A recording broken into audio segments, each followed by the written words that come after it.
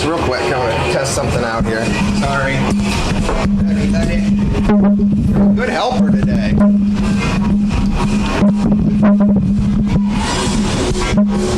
Test. All right. All right, let's roll. Oh, I gotta get the papers.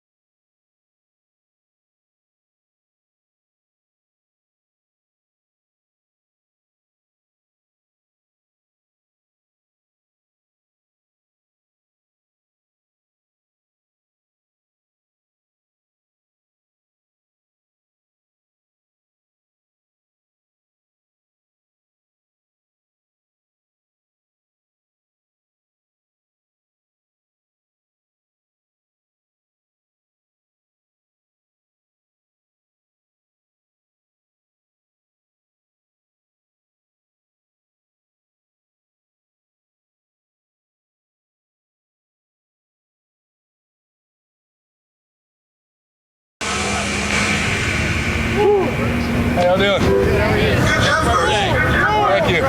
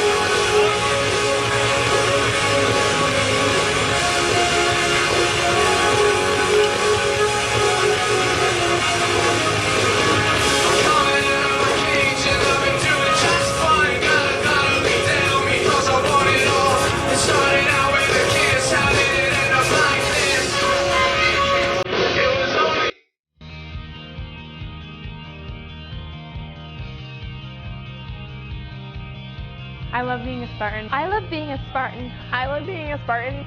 I love being a Spartan. I love being a Spartan because I love Tampa. And because of all the opportunities available for me here.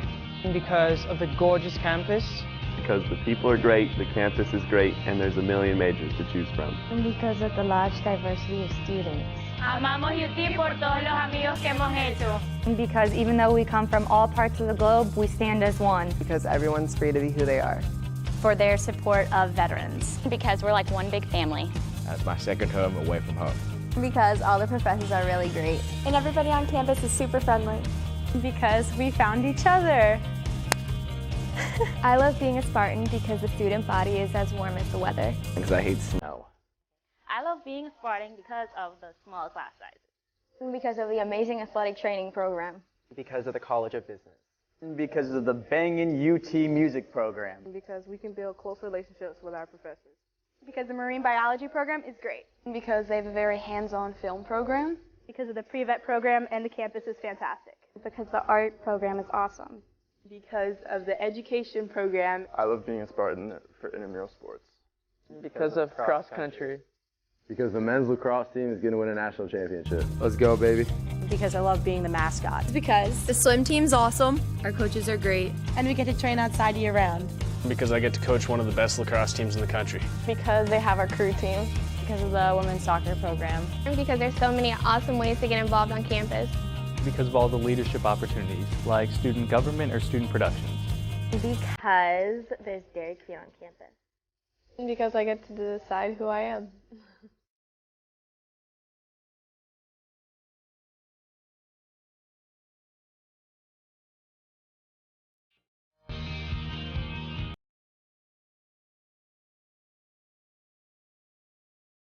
I love being a Spartan. I love being a Spartan. I love being a Spartan. I love being a Spartan. I love being a Spartan because I love Tampa. And because of all the opportunities available for me here. And because of the gorgeous campus. Because the people are great, the campus is great, and there's a million majors to choose from. And because of the large diversity of students. Amamos UT por todos los amigos que hemos hecho. And because even though we come from all parts of the globe, we stand as one. Because everyone's free to be who they are. For their support of veterans. Because we're like one big family. That's my second home away from home. Because all the professors are really great. And everybody on campus is super friendly. Because we found each other. I love being a Spartan because the student body is as warm as the weather. Because I hate snow. I love being a Spartan because of the small class sizes. And because of the amazing athletic training program. Because of the College of Business. And because of the banging UT music program. And because we can build close relationships with our professors. Because the marine biology program is great. And because they have a very hands-on film program. Because of the pre-vet program and the campus is fantastic. Because the art program is awesome. Because of the education program. I love being a Spartan for intramural sports. Because of cross country. Because the men's lacrosse team is going to win a national championship. Let's go, baby. Because I love being the mascot. Because the swim team's awesome. Our coaches are great. And we get to train outside year-round. Because I get to coach one of the best lacrosse teams in the country. Because they have our crew team. Because of the women's soccer program. And because there's so many awesome ways to get involved on campus. Because of all the leadership opportunities, like student government or student productions. Because there's Dairy Queen on campus. And because I get to decide who I am.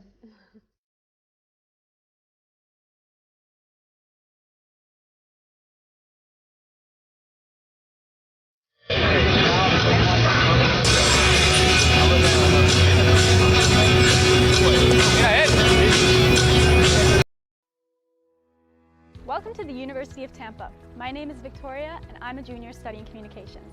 Today we're going to be visiting some of my favorite off-campus spots that make the Tampa Bay area special. A short walk across the bridge from campus, you'll find Curtis Hickson Park. Located in downtown Tampa, it serves as a popular spot for concerts and festivals. Next door is the Tampa Museum of Art and Glazer Children's Museum. In addition, check out Tampa's Riverwalk, a downtown biking and walking trail that links 5 museums and 7 parks. Just a couple of blocks away is the historic Tampa Theater, a restored movie theater from the 1920s. Tampa's downtown business district, with 18 skyscrapers, is a great place for internships. From here, catch a trolley over to Ybor City, Tampa's historic cigar-making district. Along with lots of restaurants and music venues, Ybor offers a movie theater, museums, shops, and an active nightlife scene. In the mood for some shopping? Take a stroll through Hyde Park Village, an outdoor shopping district with high-end shops and restaurants. For a more traditional experience, International Plaza and West Shore Plaza are both within 4 miles of campus. All shopped out? Nearby you'll find beautiful Bayshore Boulevard, home to the world's longest continuous sidewalk. This 4.5-mile path is ideal for walking, running, or biking, and keep an eye out for dolphins and stingrays in the bay. Any hockey fans out there? The Amalie Arena is home of the Tampa Bay Lightning. In addition, the arena hosts over 150 concerts and events each year. If football's more your speed, come see the Tampa Bay Buccaneers at the Raymond James Stadium. Just across the street is the spring training facility for the New York Yankees. Catch a game when they're in town. You can get close up to nature at Tampa's Lowry Park Zoo. Enjoy the tropical setting while viewing more than 1,200 animals ranging from tigers to chimpanzees and to manatees. Be sure to also check out the Florida Aquarium, an award-winning facility with 20,000 fish and aquatic animals from ecosystems around the world. If you're a thrill seeker, then Busch Gardens has you covered. This popular amusement park features 5 top-rated roller coasters and animal exhibits. We've saved the best for last. The Tampa Bay area has some of the most beautiful white sand beaches in the world. Clearwater Beach provides the perfect spot to swim, relax, and hang out with friends. Here we are, back at the absolute best spot in town, UT's campus. I hope you enjoyed getting a taste of what makes this area so exciting, and that you'll soon join us here in the beautiful Tampa Bay area. I miss my cocoa butter kisses. Cigarettes on cigarettes, my mama think I think. I got Burrow in my hoodies, all my homies think it's that I miss my cocoa butter kisses. I miss my cocoa butter kisses.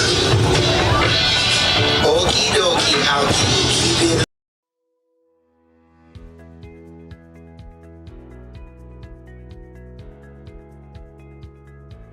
Welcome to the University of Tampa. My name is Tucker Whitman and I'm a junior marketing major here at UT. Today we're going to look at some of the highlights of our beautiful Riverside campus here in downtown Tampa. We'll start at Plan Hall. This historic building was opened in 1891 as the Tampa Bay Hotel and now serves as the main academic building here at UT, with 4 floors of classrooms as well as faculty and administrative offices. Next up, the Vaughn Center, the hub of campus life and activities. This multi-purpose building includes the campus bookstore, our primary cafeteria plus an additional food court, a theater, as well as offices and meeting rooms for student organizations. The Vaughn Center is also one of UT's residence halls, providing 5 floors of student rooms. Morsani Hall is another residence hall here at UT. In addition to housing approximately 450 students, this building offers another selection of eateries as well as a small grocery store. Now let's check out the Sykes College of Business. This academic building houses classrooms and faculty offices for UT's undergrad and graduate business students. This building also has a real-time stock trading room. Right next door is the Sykes Chapel for Faith and Values. This gorgeous interfaith chapel features a large main hall complete with a massive pipe organ, as well as meditation rooms and meeting rooms. Student healthcare is a major priority for us here at UT. The Dickey Health and Wellness Center is accessible to all students and provides high-quality services including basic medical care, counseling, and wellness programs. On the east side of campus, you'll find the McDonald-Kelsey Library. Here, students can learn from a large collection of books, periodicals, and digital databases. They can also take advantage of our numerous study rooms and computers. The Academic Success Center is another great resource for students. This is your one-stop shop for academic advising, coaching, and tutoring services. Whether you're a seasoned athlete or just want to shoot some hoops, the athletic facilities here at UT are hard to beat. The Bob Martinez Athletic Center includes a large gymnasium, a weight room, and training facilities. In addition, the campus features an aquatic center open year-round, 6 tennis courts, baseball and softball fields, a 1,500-seat stadium, as well as a lacrosse field and intramural complex. Need a break from studying? Head to Falk Theater and catch a play. This 1,000-seat historic theater serves as a home for all major performances made by UT's Department of Speech, Theater and Dance, as well as special guests. This is one of UT's newest facilities, the Innovation and Collaboration Building. Here you will find UT's very own Starbucks. In addition, classrooms, cybersecurity labs, study lounges, and the Loth Entrepreneurship Center, designed for student entrepreneurs to launch their startups. Thanks for joining me today. If you enjoyed this video tour of UT, we'd love to give you one in person. For more information or to schedule a campus visit, go to ut.edu.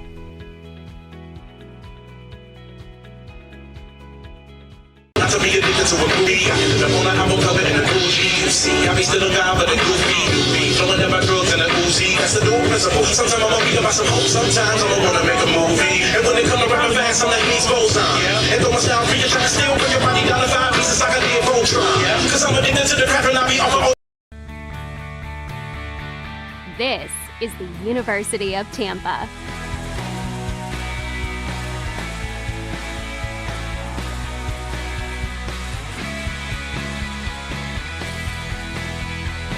Explore your dreams, discover your talents. Get ready to invent, innovate, and be a leader. This is the University of Tampa. I miss my cocoa butter kisses. I think we all addicted.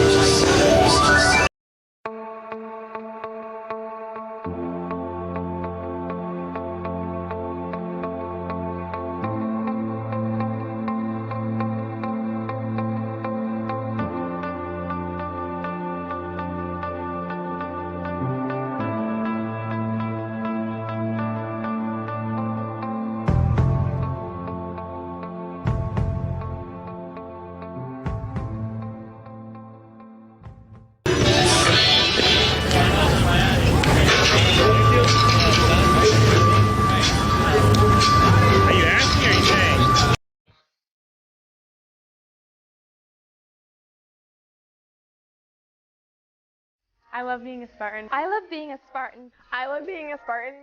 I love being a Spartan. I love being a Spartan because I love Tampa. And because of all the opportunities available for me here. Because of the gorgeous campus. Because the people are great, the campus is great, and there's a million majors to choose from. And because of the large diversity of students. Amamos UT por todos los amigos que hemos hecho. And because even though we come from all parts of the globe, we stand as one. Because everyone's free to be who they are. For their support of veterans. Because we're like one big family. That's my second home away from home. Because all the professors are really great. And everybody on campus is super friendly. Because we found each other. I love being a Spartan because the student body is as warm as the weather. Because I hate snow. I love being a Spartan because of the small class sizes. And because of the amazing athletic training program. Because of the College of Business. Because of the banging UT music program. Because we can build close relationships with our professors. Because the marine biology program is great. Because they have a very hands-on film program. Because of the pre-vet program and the campus is fantastic. Because the art program is awesome. Because of the education program. I love being a Spartan for intramural sports. Because of cross country. Because the men's lacrosse team is going to win a national championship. Let's go, baby. Because I love being the mascot. Because the swim team's awesome, our coaches are great, and we get to train outside year-round. Because I get to coach one of the best lacrosse teams in the country. Because they have our crew team. Because of the women's soccer program. And because there's so many awesome ways to get involved on campus. Because of all the leadership opportunities, like student government or student production. Because there's Dairy Queen on campus. And because I get to decide who I am.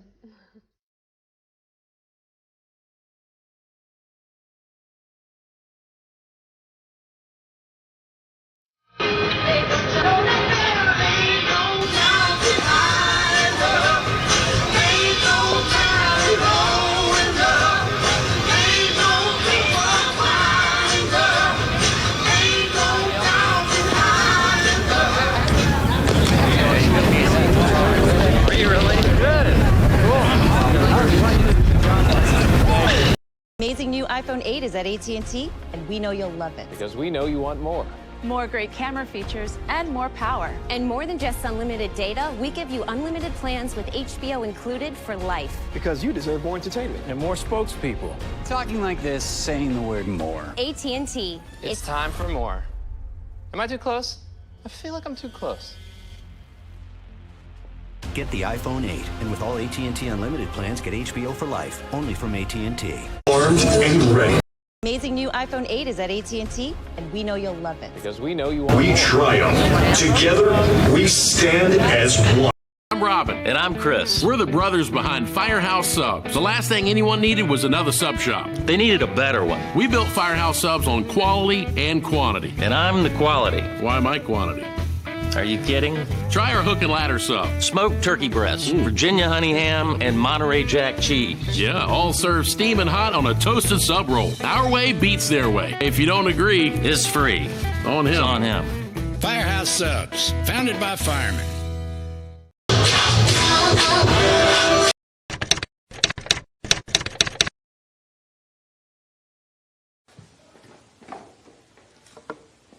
Nada. Nada. Empanada. It's Mr. Empanada to you. Now serving up scrumptious empanadas in convenient Tampa Bay locations. Mr. Empanada, delightfully delicious. Your pizza loaded with cheese, then we got a crust for you. Pizza Hut's ultimate cheesy crust pizza. 16 cheesy pockets overflowing with a 5-cheese blend of melted cheeses. Only from Pizza Hut and only for a limited time. No one out-pizzas the Hut.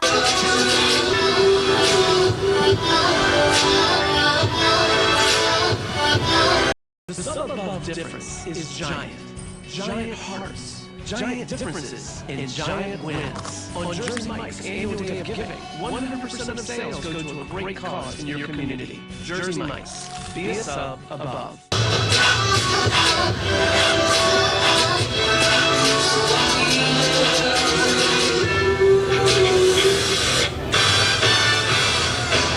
Good afternoon, ladies and gentlemen, and welcome to the University of Tampa baseball field for today's game between the Georgia College and State University.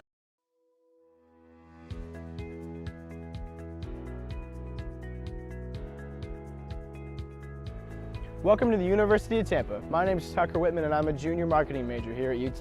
Today we're going to look at some of the highlights of our beautiful Riverside campus here in downtown Tampa. We'll start at Plan Hall. This historic building was opened in 1891 as the Tampa Bay Hotel and now serves as the main academic building here at UT, with 4 floors of classrooms as well as faculty and administrative offices. Next up, the Vaughn Center, the hub of campus life and activities. This multi-purpose building includes the campus bookstore, our primary cafeteria plus an additional food court, a theater, as well as offices and meeting rooms for student organizations. The Vaughn Center is also one of UT's residence halls, providing 5 floors of student rooms. Morsani Hall is another residence hall here at UT. In addition to housing approximately 450 students, this building offers another selection of eateries as well as a small grocery store. Now let's check out the Sykes College of Business. This academic building houses classrooms and faculty offices for UT's undergrad and graduate business students. This building also has a real-time stock trading room. Right next door is the Sykes Chapel for Faith and Values. This gorgeous interfaith chapel features a large main hall complete with a massive pipe organ, as well as meditation rooms and meeting rooms. Student healthcare is a major priority for us here at UT. The Dickey Health and Wellness Center is accessible to all students and provides high-quality services including basic medical care, counseling, and wellness programs.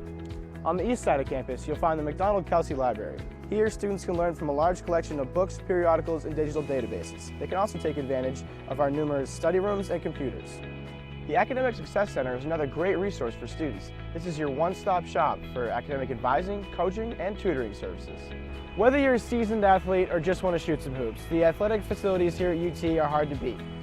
The Bob Martinez Athletic Center includes a large gymnasium, a weight room, and training facilities. In addition, the campus features an aquatic center open year-round, 6 tennis courts, baseball and softball fields, a 1,500-seat stadium, as well as a lacrosse field and intramural complex. Need a break from studying? Head to Falk Theater and catch a play. This 1,000-seat historic theater serves as a home for all major performances made by UT's Department of Speech, Theater and Dance, as well as special guests. This is one of UT's newest facilities, the Innovation and Collaboration Building. Here you will find UT's very own Starbucks. In addition, classrooms, cybersecurity labs, study lounges, and the Loth Entrepreneurship Center, designed for student entrepreneurs to launch their startups. Thanks for joining me today. If you enjoyed this video tour of UT, we'd love to give you one in person. For more information or to schedule a campus visit, go to ut.edu.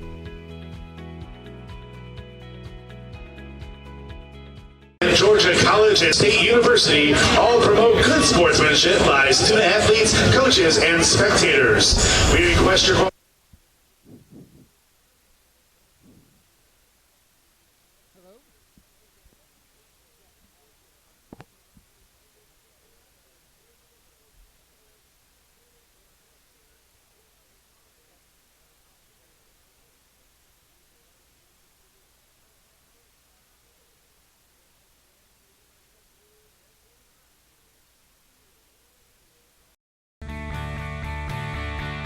This is the University of Tampa.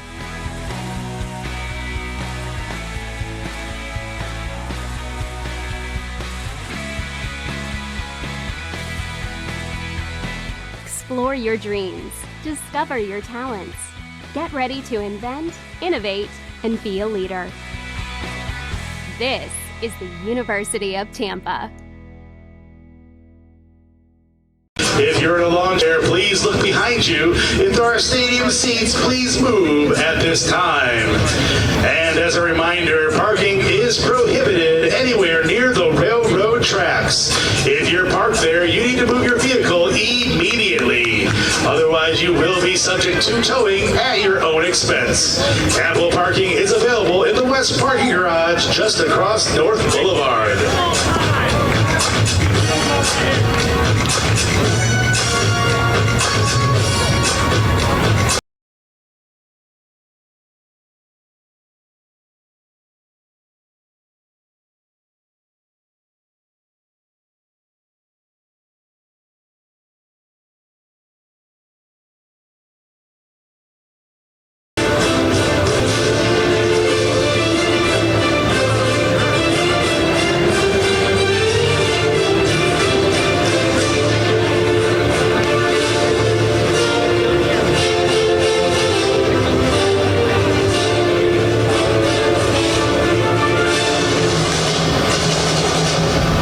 This time, we ask you to please rise, and gentlemen, remove your hats as we honor America with the playing of our national anthem.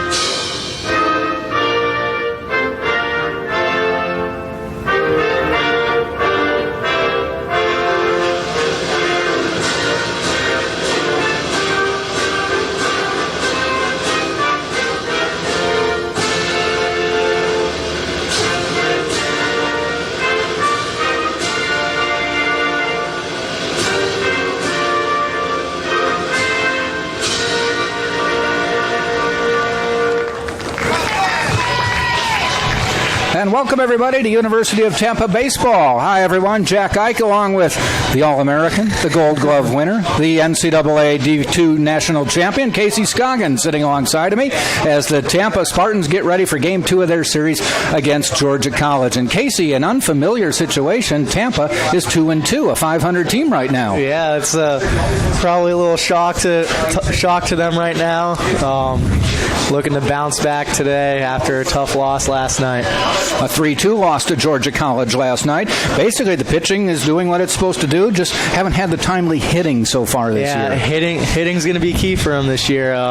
Like you said, timely hitting, and right now it's just not falling. The cards aren't falling their way right now, so look for them to bounce back. I mean, it's still early in the season, so that's the good thing. We talked to Jose Jimenez just a couple minutes ago about similar situations and if he remembered a bad start like this, and he kind of pulled out the old Aaron Rodgers of the Green Bay Packers. Don't panic. Yeah. No, that's how he is. He's always, don't panic, especially early in the season.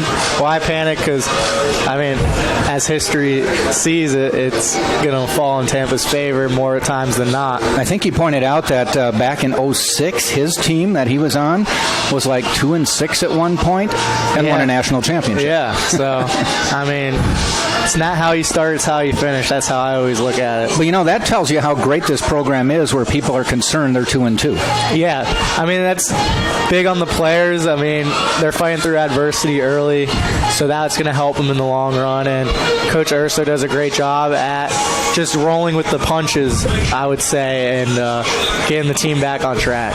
All right, the lineups for today's game. And the other thing, too, is Georgia College is a very good baseball team, ranked between 16th and 22nd, depending on which poll you choose to believe, but definitely a ranked baseball team. Georgia College now 3-1, Tampa 2-2. Spartans will have Cole Aker on the mound, and he had a start last Saturday, did not pick up a win, as the Spartans ended up losing that game 7-6 to Bentley. He pitched 4 innings, gave up 3 hits, 3 runs, all of them earned. He walked 1, struck out 2, and getting his second start of the year as a transfer in to the University of Tampa this year. The batting order for Georgia College, as they will be starting Cal Gentry, the sophomore All-American candidate for Georgia College, and he had a great game for them yesterday as well. Then there's Logan Maddox, the center fielder, number 2. Batting third is number 12, Wesley Womack, the right fielder. Batting fourth, the cleanup hitter, number 11, Brandon Purcell. Batting fifth, number 7, Nate Schmall, the left fielder. Batting sixth, number 1, Garrett Green, the third baseman. Batting seventh, number 17, Brandon Holler, the designated hitter. Eighth is number 10, John Davis, the first baseman. And batting ninth is number 4, the second baseman, Cassius Young, a freshman. First pitch from Aker is a ball, slips under the mid of Danny Servin. Spartans around the field have Aker on the mound, Danny Servin behind the plate. Harrison Bragg is at first. Drew Earhart is at second. Darren Miller is at third. Brandon Golly is at shortstop. Stephen Smith is in left. Nick DeTringo is in center. And Connor Kreil in right.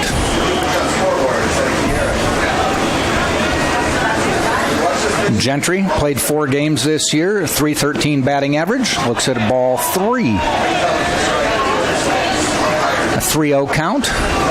Coach Jason Eller of Georgia College, the Bobcats, third base coach. I think I stole a sign. I think he told him not to swing. Didn't have to. Ball 4, 4-pitch walk to start the game.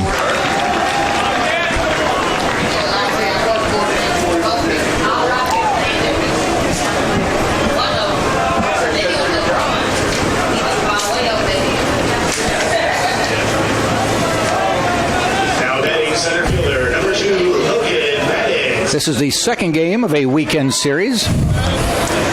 Game tomorrow at noon.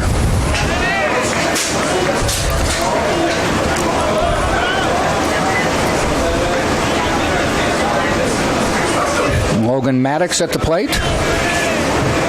A 400 hitter so far early in the season after 4 games. 5 straight balls, and Danny Servin says we need to come talk. Gentry last night when he got on base was moving. Yeah, he has some wheels on him. Yep. Earned All-American recognition as a freshman last year and is a preseason All-American going into his sophomore year.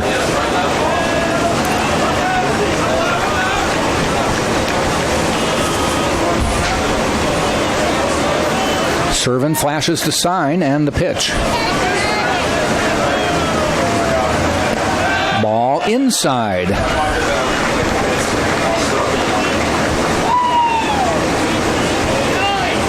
Two balls, no strikes.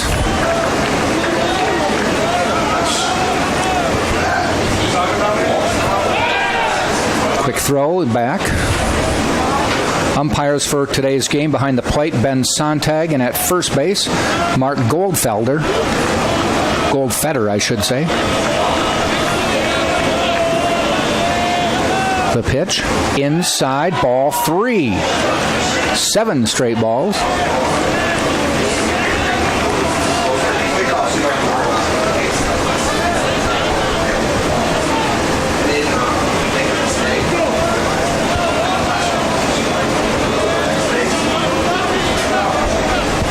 The 3-0. Call strike. stops the streak, and it's 3-1. Another great day in Tampa. 82 degrees. 82 and sunny. Sunny. The new overhangs are... Yeah, coming in working well today for the first time early in the season. And there's one blooped out into shallow right field. So shallow that Drew Earhart, the second baseman, makes the play. One up, or I should say one out now. And it'll bring Womack to the plate.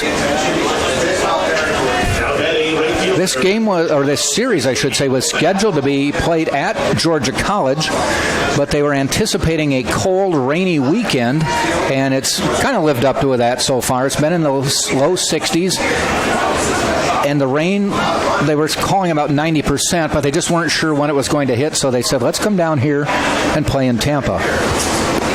Yeah, they just swapped series. I think I'm pretty sure now Tampa's going to go up there next year for a series. Yep, and I believe for the next 2 years, because we were going to go up there anyway, but then when the return trip was going to come, we'll go back.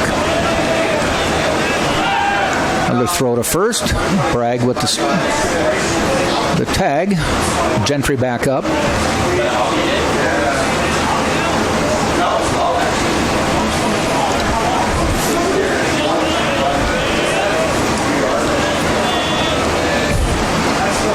One ball to Womack. Foul back.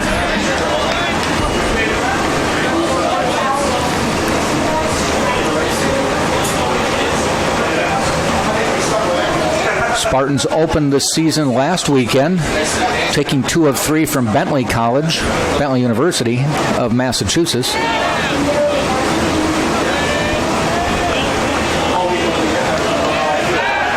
This game a little more important, or this series a little more important, as it's a regional game. Georgia College out of the Peach Belt Conference.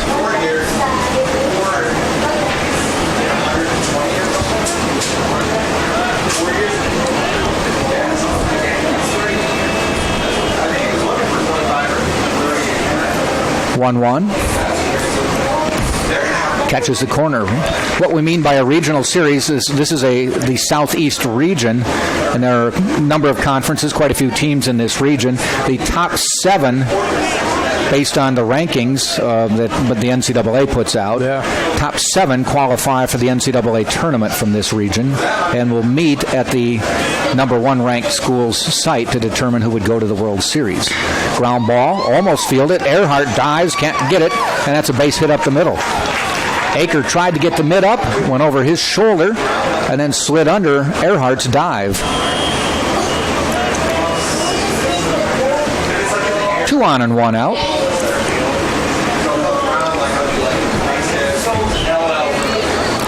Brandon Purcell to the plate. 273 so far on the year. 3 hits, 11 at-bats.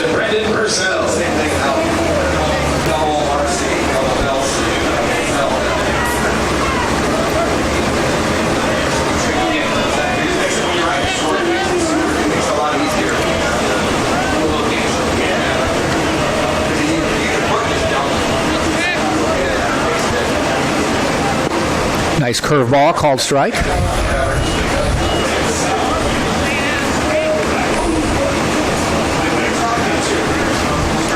Playing Purcell straight away. This team, Georgia College, the Bobcats, returning 6 starters from a 35-15 team last year. Down the middle, call strike. 0-2.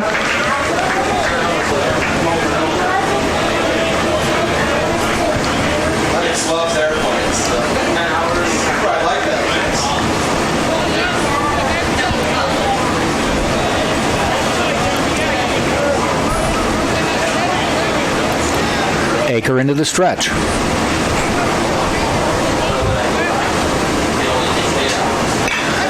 And bloops one out into right center field. That'll score a run. Fielded by DeTringo. Runners will go to the corners, first and third, and Georgia College on the board. 1-0 on a base hit by Brandon Purcell. That leadoff walk turned costly right there. Well, we talked about it last week. Yeah, we did. Can't afford those.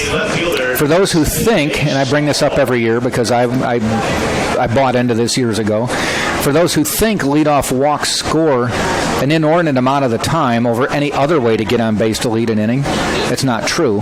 But the old wives' tale that was going around was a leadoff walk leading off any inning will score 2/3 of the time, 67% of the time, whereas any other way of getting on base to start an inning scored about 33% of the time, 1 out of 3. Well, the research says it's 1 out of 3. It's no different from any other way to get on, but I think coaches just kind of invented that stat to say don't give up a leadoff walk. Yeah, I mean, that's an important stat to remember, because leadoff walks usually hurt you in the long run. And as you can see in the first inning, yep, 1 walk on 2 hits and a run. Not the ideal way to start. But nope. Sam Militello out to have a little discussion with Cole.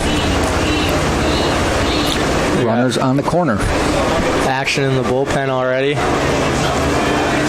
More than likely is Colton Widows, the lefty from Palm Harbor. He was up last night for a while, did not appear.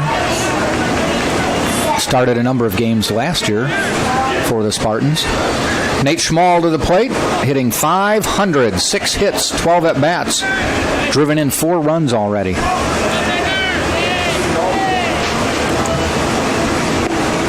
Strike on the corner.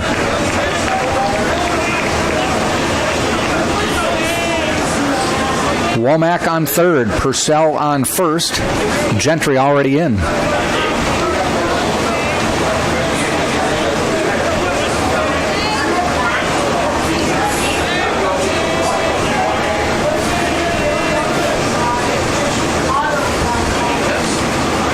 Ball outside high. Again, pretty straight away in the outfield. Infielders second and short, a little bit in.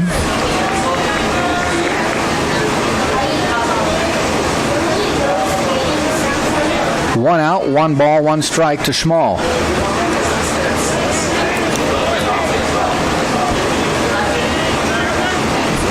Aker steps off. This is the first real hot day we've had. Granted, we're only 4 games into the season. Does that first day in the 80s, does that take its toll on you, or is it no big deal? It can wear you out a little bit just because of the humidity, but I mean, day games here, it's pretty nice. Yeah. You can see the ball really well during the day here. But it's all about how you prepare your body. That comes with nutrition, staying hydrated. That's why I have Pepsi and fries.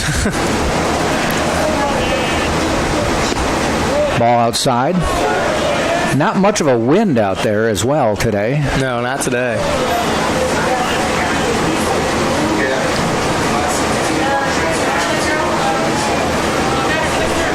Two balls, 1 strike to Schmall.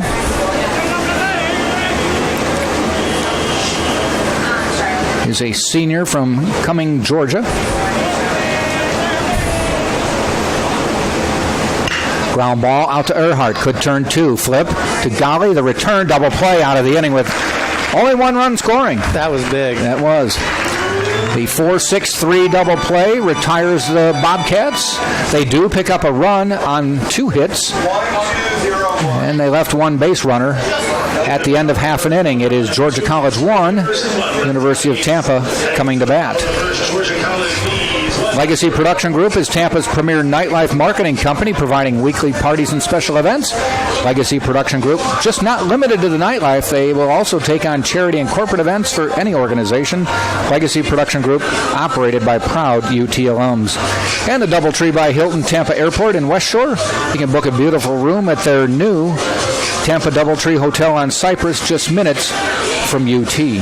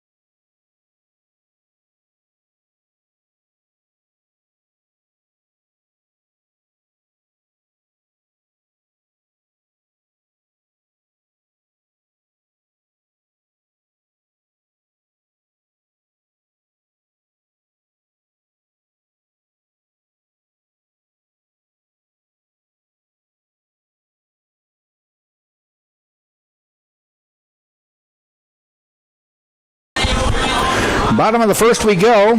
Georgia College striking in the top of the first with a run on a couple hits. Leadoff walk scored. Batting order for the Tampa Spartans. They will lead off with Stephen Smith, number 5. And Smith is a junior transfer from VMI, Virginia Military Institute. Batting second is number 2, Drew Earhart, a freshman from Tampa, Florida, went to Wharton High School. Batting third is number 10, Darren Miller from Key West, Florida, played at Florida State before coming to Tampa. On the mound for Georgia College, as he gives up a hit on the first pitch, is Matt Studdard. There's the start you want for Tampa. Yeah, Smith has been on a roll this season so far. Batting fourth is the catcher, Danny Servin. Went to the University of Tennessee for a couple years. He's from Miami. He is a junior. Batting fifth is number 23, Harrison Bragg. Played at Mississippi State and Tacoma Community College, now with the Spartans for his senior year. Batting sixth is number 13, Connor Kryl from Anthony, Florida, and played at the College of Central Florida. Runner goes, the throw is up in the air, slides under it, and he beats it. So Joe Urso getting aggressive early in the game on a first pitch single and then a first pitch steal. I think he had a hit and run on it, and the runner didn't swing. Or the batter. Batting seventh is number 33, Cole Perry, and he is from Jacksonville, Florida, by way of St. John's River State College. Here's the pitch, and Earhart looks to bunt. Misses. Batting eighth is number 4, Nick DeTringo. He is from Ruskin, Florida, Tampa Prep, and St. Petersburg College. He's a junior. And batting ninth is Brandon Golly, number 9, the shortstop from Louisville, Kentucky, by way of Polk State College. He is a senior.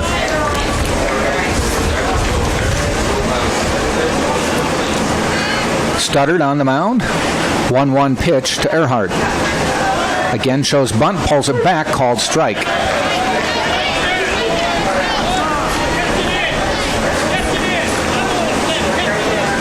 Joe Urso not just flashing the signal, shouting down to Drew Earhart. 1 ball, 2 strikes. Stephen Smith on second, the tying run. No outs, bottom of the first. Slapped out to the pitcher. They're going to go to first, and Stephen Smith over to third. Well, he was trying to bunt, and he sort of did. Swinging bunt. He got the job done. I know it wasn't the way he wanted to do it, but he got the job done. Usually the Spartan offense can get going when Smith gets on base, and I mean that's what he's been doing in the first inning, at least most of the season so far. 421 hitter. Yep.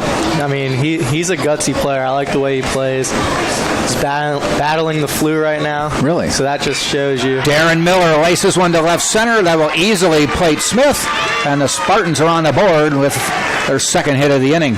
Both hits coming on the first pitch. Yeah. Change of strategy or just batters ready? Batters are ready. Yeah.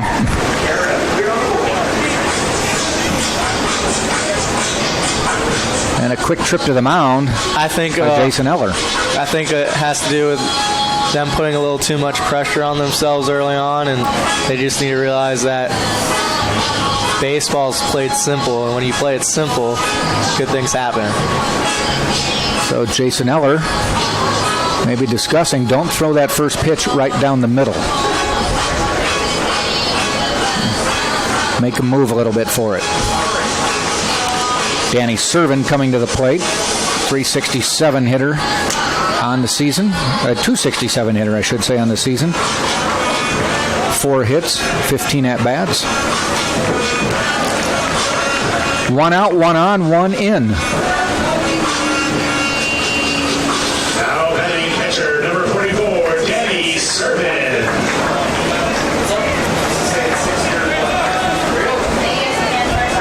So both teams came out swinging in this game. There's a ball outside. This is Georgia College. Got a leadoff walk and then a couple hits. Drove in their run. Spartans with 2 hits, stolen base, get their run. Call strike, outside corner.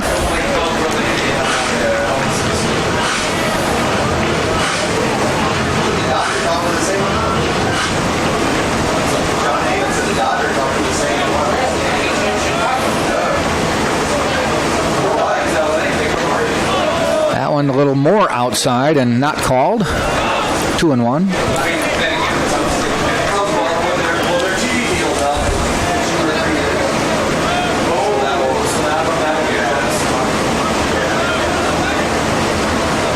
Stuttered into the stretch. Fouled off. Comes a little sidearm on that one. On deck is Harrison Bragg.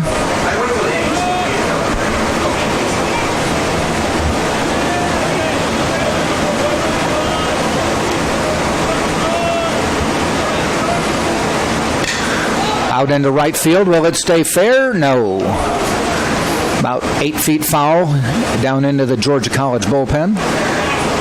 Everybody watching, just so you know, our camera is static. We don't move it. We don't have any room up here. So the shot you see is the shot you're going to get. And we will admit you'll lose the ball going down the baselines. We'll just keep you informed. Eventually the ball will come back into your view. 2-2 pitch, throw to first, back.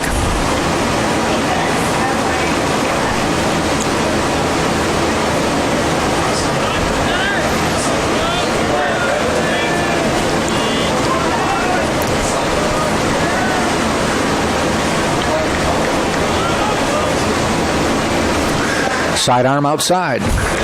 Stuttered, picked up a win in his only appearance last week. Through 4 innings, gave up 4 hits, no runs. Struck out 3, didn't walk anybody.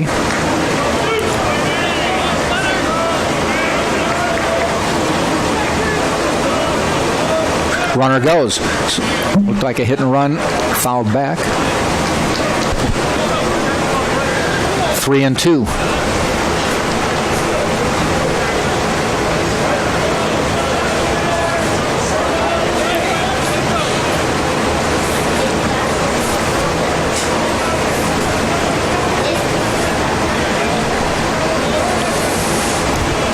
Stuttered, stretch, pitch. Runner goes again, popped up. He's going to have to hustle back. Shortstop Gentry makes the catch for the second out.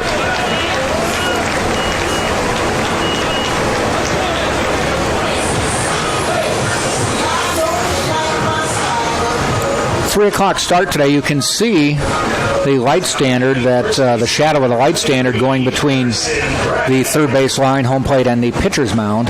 Well, that's where the sun's going to be setting in about a couple hours. So it may not be terrible for a sun field as it sets, but around 4:30, 5 o'clock, sun's going to get pretty low. Harrison Bragg hits a deep one to the wall. Goodbye. Wow. Harrison Bragg got all of that one with his second home run of the year. And every hit the Spartans have had today has been the first pitch. Yeah. That's what happens when you come ready to hit. Bragg's second home run of the season. Joe Urso says he may be the most powerful hitter we've ever had at Tampa. Yeah, he can put a jolt in the balls, that's for sure. As you saw, he just hit one third tier, and it was still going when it hit the net. Man. Last night, he hit a couple to the warning track. I mentioned he had 470 feet of fly balls yesterday and 2 outs. Yeah, so last night he was just missing balls, getting under it. 3-1 Tampa. Cryle, ball outside. So far, I mean, that's the difference when hitters come ready to hit and they jump on the pitcher early, especially early in the count, early in the game. That can set the tone for the rest of the game. Is that the coach telling you to get prepared, or is that the players just coming up with the mindset on their own? A little bit of both. Yeah. I think it's more of a mindset. They were getting beat last night. They didn't really look ready to hit last night, but today is a different story. So far. No doubt about that. It's going to get an arm going in the Bobcat bullpen. Studdard's pitch. Fouled off.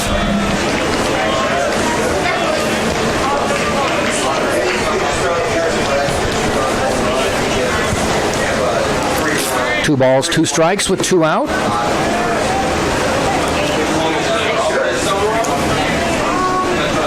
The 2-2 pitch to Kryle. Ball outside, ball 3.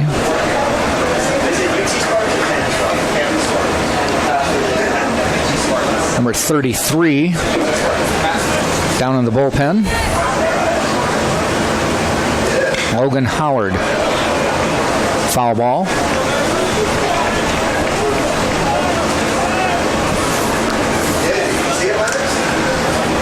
Spartans coming into this game hitting .299. This is a team that hits, maybe by the end of the season, 330, 325 overall batting average. 3-2 to Kryle. Popped it up. Out of play.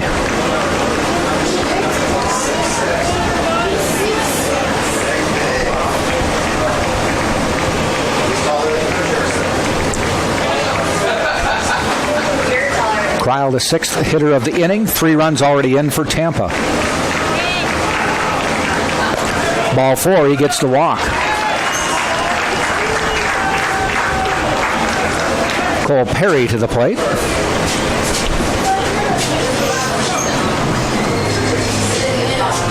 Now batting designated hitter, number 33, Cole Perry.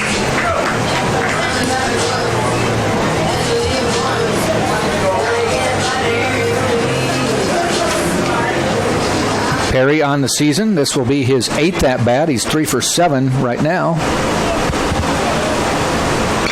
And half swing, that may be tough. Fielded at third to throw across. They do get him to end the inning. Good play by Green to get in there and cut it off and make the throw from third.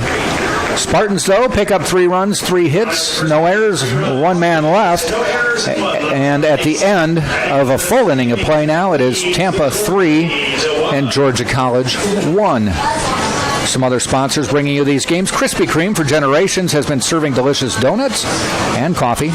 Visit our nearest Krispy Kreme on West Kennedy. Krispy Kreme serving hot donuts right now.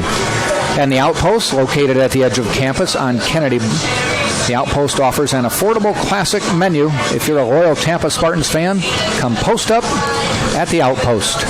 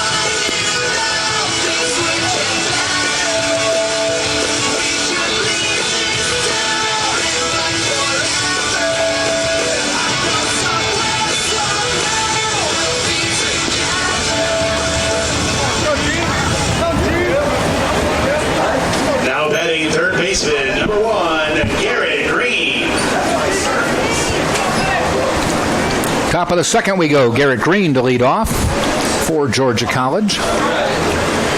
Green, a .500 hitter on the year, 6 hits, 12 at-bats in 4 games of play.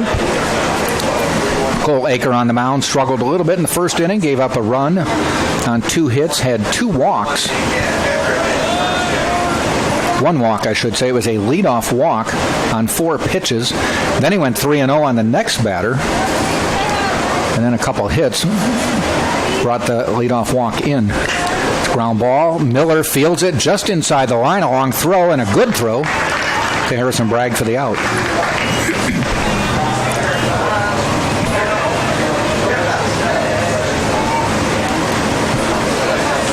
bring up the 7th hitter in the order, the designated hitter, Brendan Holler. Holler. It's a little early in the season, but he's hitting .750. 3 hits, 4 at-bats. Ball low.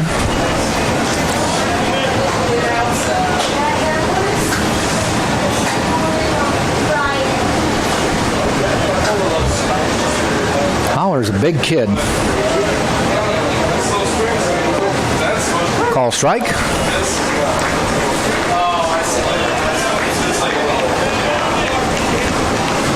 Looks bigger than that. They say 6'2", 200. Thought he looked taller.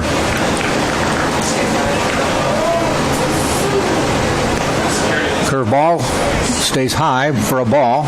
2-1.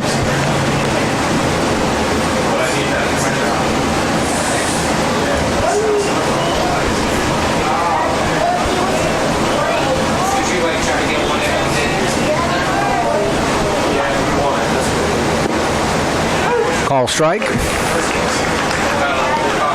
2 balls, 2 strikes to Holler.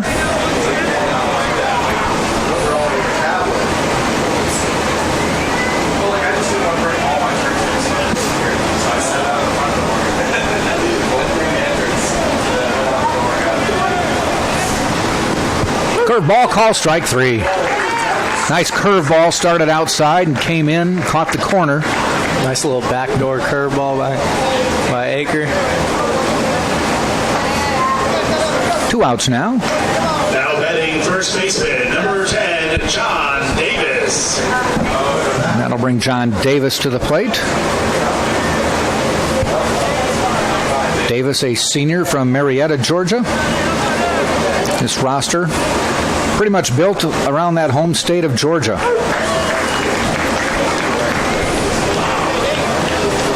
First pitch, call strike.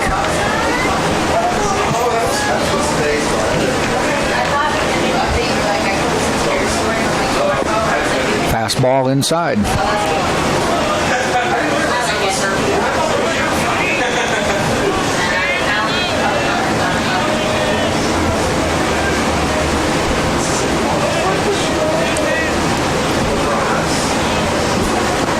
Inside as well. 2-1.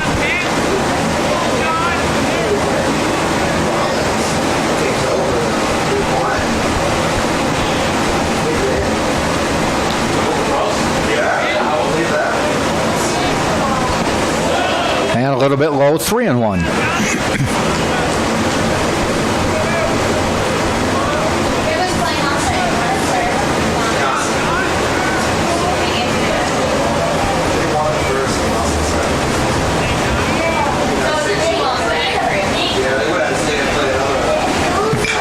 Foul back.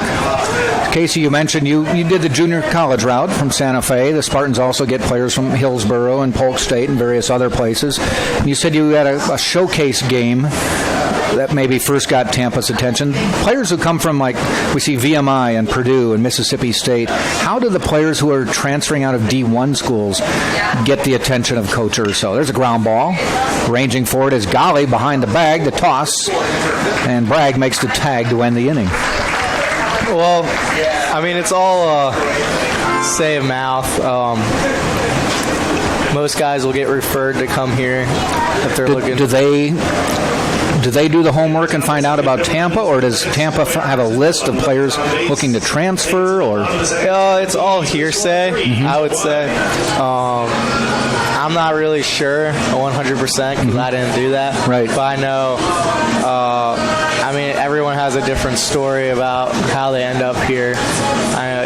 Some people could be getting recruited out of high school, coming here and chose D1 and remember it, fall back on it a year or two later. Other people get referred by, if they have an advisor while they're in college, they get referred to them by them. Or I know a lot of scouts will refer Tampa. If you're looking to get drafted, obviously you come here to try and get that opportunity. If you commit to a D2 school, like Tampa, your freshman year, are you under the same rules as a D1 school? You can't be drafted then till your junior? Correct. So if you go to a 4-year school, you're locked in. School, you're locked in for at least 2 years. Okay, 2 years? Yes, or it depends on your age. Once you hit 21, 21? Okay. Then I think you become draft eligible. Okay. Leading off for the Spartans in the bottom of the second is Nick DeTringo. DeTringo hitting .273 on the year, 3 hits, 11 at-bats. Studdard's first pitch, called strike.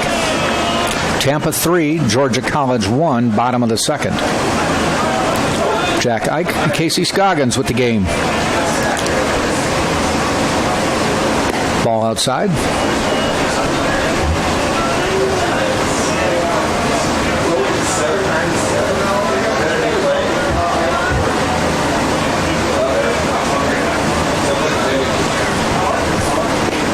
Oh, curveball, call strike. 1 ball, 2 strikes.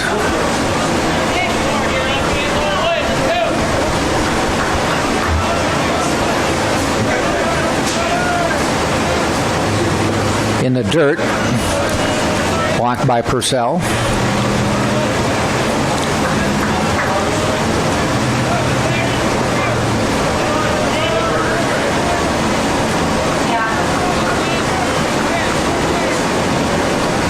And the 2-2. Again blocked in the dirt by Purcell. 3-2. Special guest.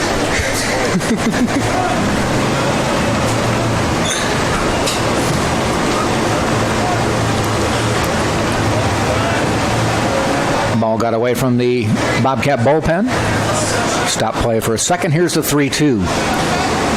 Ground ball heading out toward Gentry at short. Throw in the dirt, but scooped out nicely by Davis for the out.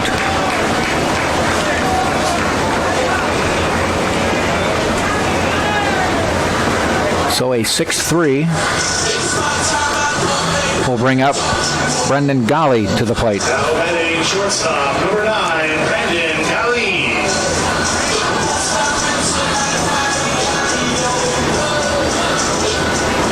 Golly, a 167 hitter right now, 2 hits, 12 at-bats.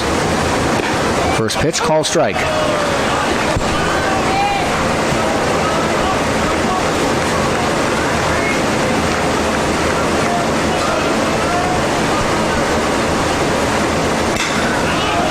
Fouled off over the Bobcat dugout.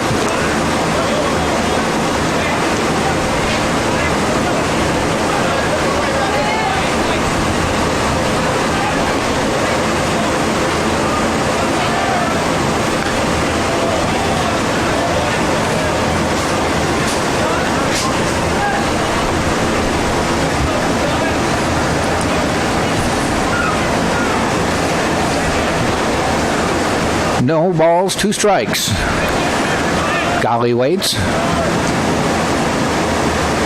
Ball high, 1-2.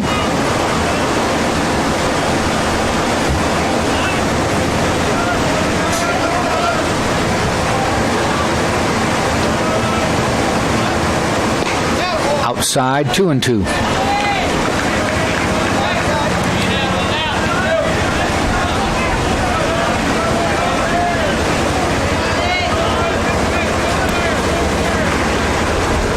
Ground ball up the middle. Gentry to one knee, gets it, throws across for the second out. Couple plays by the shortstop for the 2 outs. And we head to the top of the order, Stephen Smith.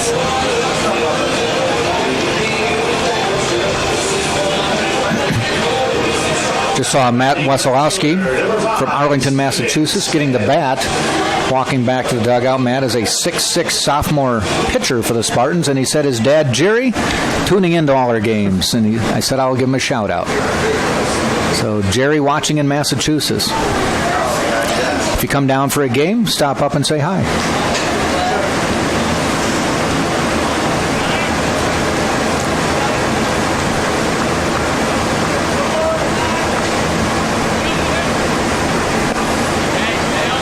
Smith saw one pitch his first at-bat and singled up the middle. Eventually scored, stole second and scored shortly after that.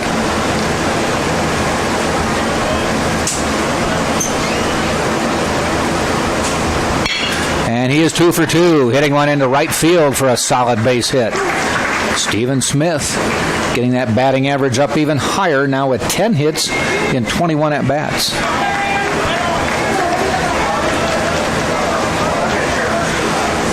Now, we've seen this a whole bunch of times so far this year, is when Smith gets on, Earhart is inclined to try to bunt him across or bunt him over.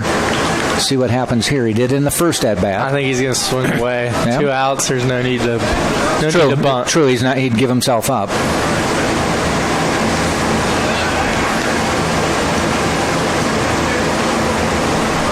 For a freshman, Drew handles the bat really well. That's probably why he's in the 2-hole.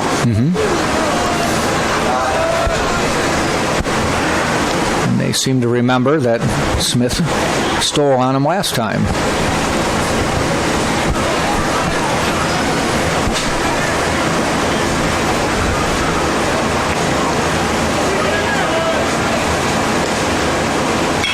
Popped up, foul, out of play.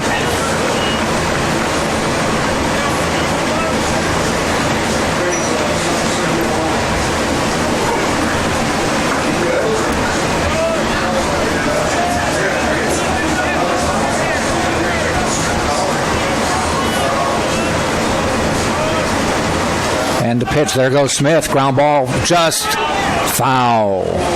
Wow. By a couple inches. Yeah.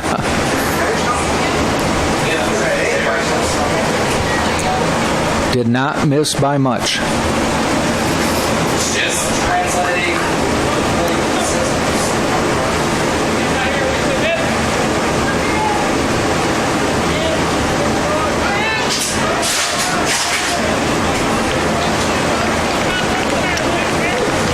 Again, Smith with the lead. The 0-2 pitch to Earhart. Foul back.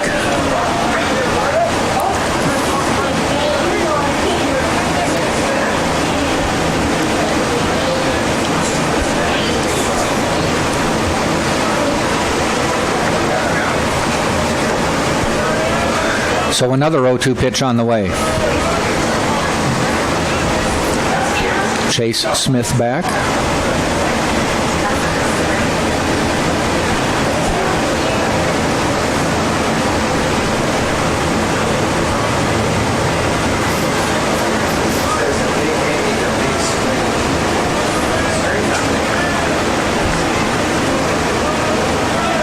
Coming up again. Ground ball out to short. Gentry fields it. Has to go across and does for the final out of the inning. Took the easy out instead of trying to get the force. And it's a 6-3 ground out. So the Spartans, no runs, 1 hit, no errors. They did leave a runner on. We've played 2 full innings, and it's Tampa 3 and Georgia College 1.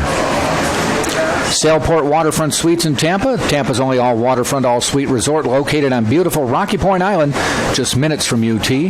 And University Dining Services by Sodexo allows you to choose from 27 dining stations, serving breakfast, lunch, dinner, late night, and snacks.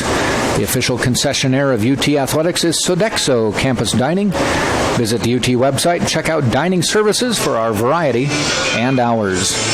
It will be Young, Gentry, Maddox, 9-1-2 when Georgia College comes to bat in the third.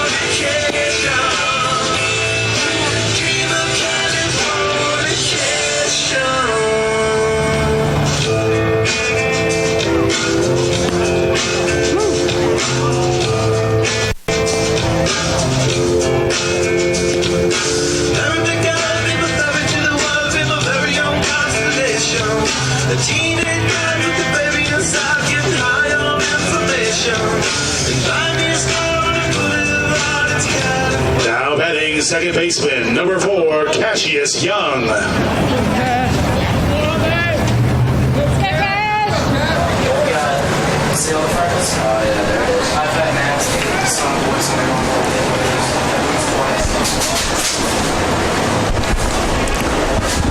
Number 9 hitter in the order for Georgia College, Cassius Young, stepping in, a promising-looking freshman. 9 spot in the order, 6 RBI already on the season. Wow. Pretty impressive for a 9-hole hitter this early. Yeah. Especially since he's hitting .231. Wondering if maybe his one home run was a grand slam or something.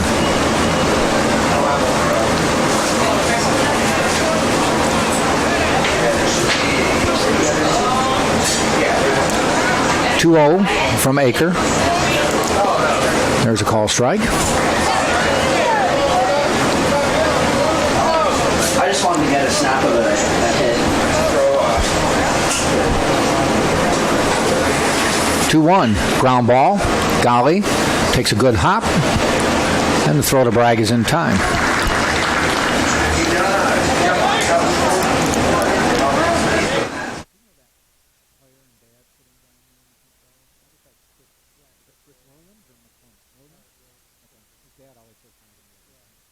They're good people.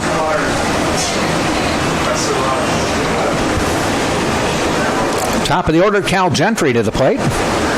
Walked in 4 pitches to start the game. Still hasn't seen a strike.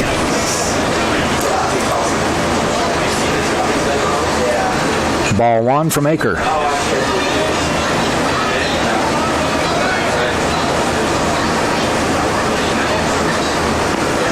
Still hasn't seen a strike. Ball 2.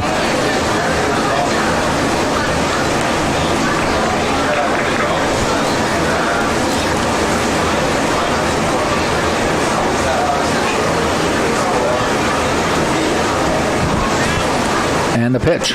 Ground ball. It's kind of a swinging bunt, fielding the position.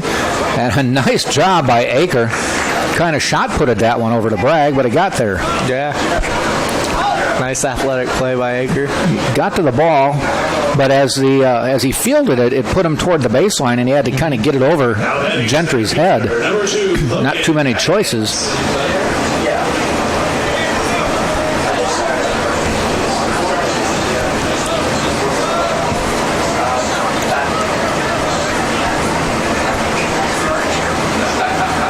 Logan Maddox to the plate. Popped up to second base his first time up.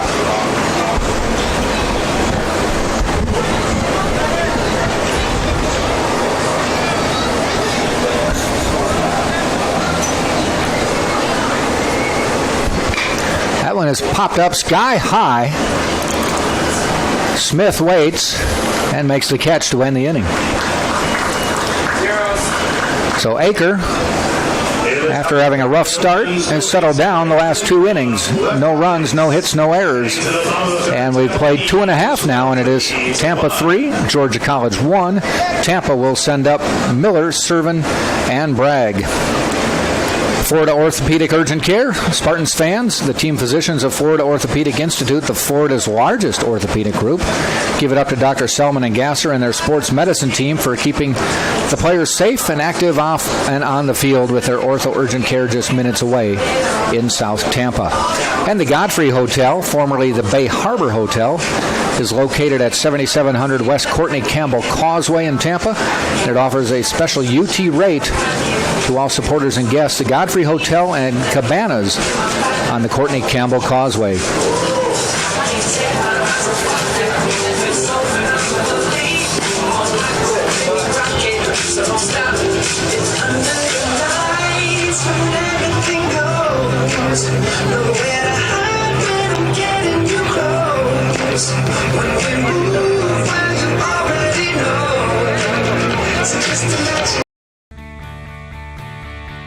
This is the University of Tampa.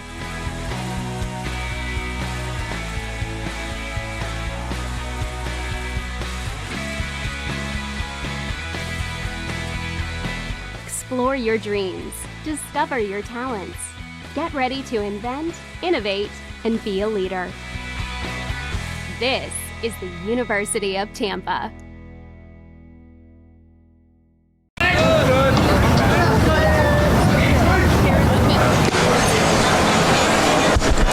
Darren Miller leading off for the Spartans. First pitch is a ball. Miller with a base hit and an RBI back in the first.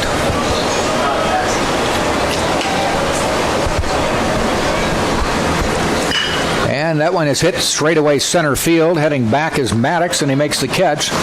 So Darren Miller has hit two solid balls. That one just happened to be right at the center fielder. Yeah, solid contact on that one. Nothing you can do about that. No. You put it in the gap, you're still running. That can get frustrating as a hitter. You hit the ball hard, it just goes right to someone. I mean, It's a game of baseball, but you're like, oh, I put a good swing on it, and nothing comes out. Yep. That one is popped up, heading toward left center, ranging over. Schmall, and he makes the catch. Two flies to the outfield and two outs. Barely had time to mention that was Danny Servin. Brings up Harrison Bragg, who has seen one pitch today, and he put it about, if we had decks in this stadium, he would have put it in easily the second deck, if not higher. Yeah, hit the third tier in left center. What do you consider the tier?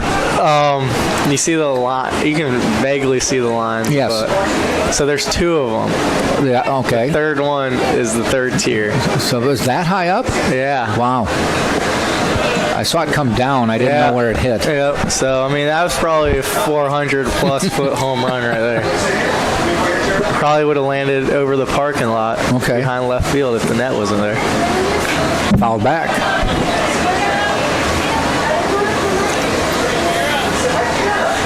So the first tier is the line right about, if you see that American flag straight out in the left field? Yeah. It's a little bit below that, right? Yes, it's like... So it's above that. Probably about 20 feet above the fence. Was it first? Yes. The first line, and then 20 more feet. Wow. It's the second line. Second tier almost looks like it's at the top of that rusted bridge out in outfield, right? Yeah. That's about where it was? Yeah, it hit the third tier, middle. Wow. That was more of a shot than I thought. Yeah.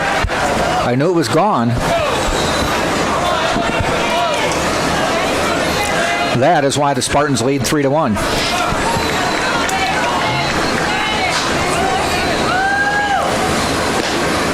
All three hits the Spartans got in the first inning were all on the first pitch from Studdard.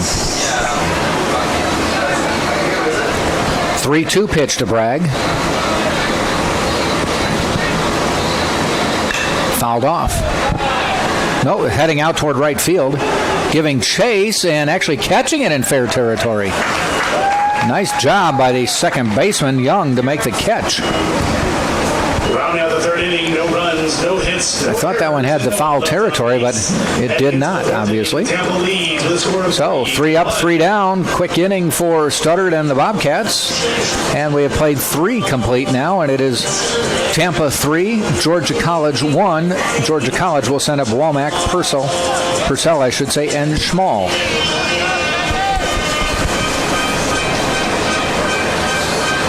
At Firehouse Subs, our subs are made the firefighter way. They are served steaming hot, and they are loaded with the finest fresh sliced meats and cheeses. Located at 2617 West Kennedy Boulevard, Firehouse, founded by firemen. And Mastro Subaru is your trusted Tampa Subaru dealer. Located at 6402 West Hillsborough Avenue. At Mastro Subaru, our reputation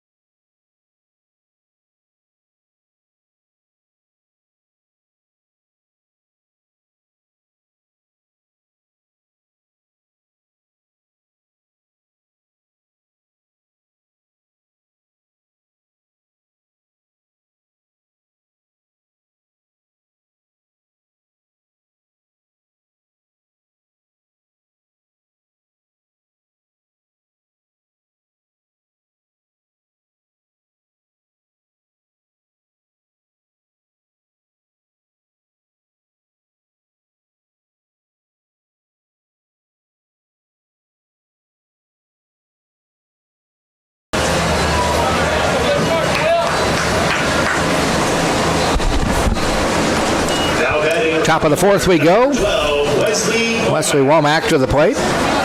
Base hit up the middle, his first time up. Got all the way to third. That was in the first inning. Aker has settled down since giving up 2 hits in the first inning. No hits since. Walked the first batter of the game, has not walked anyone since.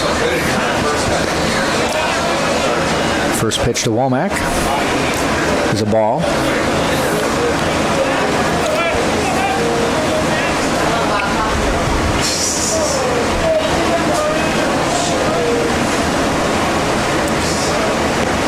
A little bit low, ball 2.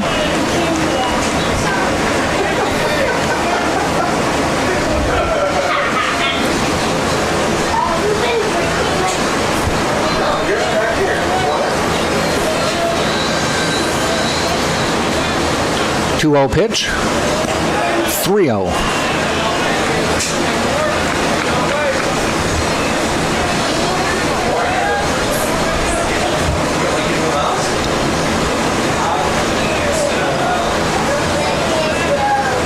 You and I were talking. We saw Chris Williams and his dad sitting down in the bleachers. Chris playing here at Tampa for a number of years. What's it like the first time you come back here and you're not putting the uniform on? You're not on the team anymore. Yeah, it's a weird feeling. I know when I came back, and I mean, I was kind of upset that I wasn't able to suit up and be out there playing with the guys. But, I mean, you get a different perspective on the game, especially here. I mean, it's a pretty cool field to watch a game at. And you just, I mean, being a baseball fan in general, you just enjoy watching and rooting for your old team. Yep. But yeah, it's definitely a weird feeling not being out there, especially when I'm at practice. That's when it really hits me like, oh man, I miss doing this every day. Nobody wants you to do the drills, huh? Yeah. So, no, it's a good way to watch a game. I mean, cheering on your old team, you just want to see them do good. So Womack drew the walk. Purcell at the plate now. And knowing Chris, he probably wants to be out there right now. Yeah, good pitcher for the Spartans. We'll mention it again, Womack leading off the inning with a walk. That cost the Spartans in the first.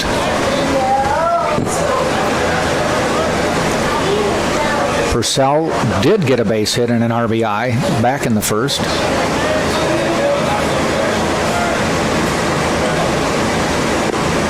Just missed outside, 1-2. We'll see if Chris wants to come up here and talk more about it, because he knows more than I do about what it was like pitching here. Mm-hmm. He's a local kid, right? Yeah, he's from the Tampa area. Tampa area, I think. Up. Went to Hillsborough College. Okay. Then transferred in.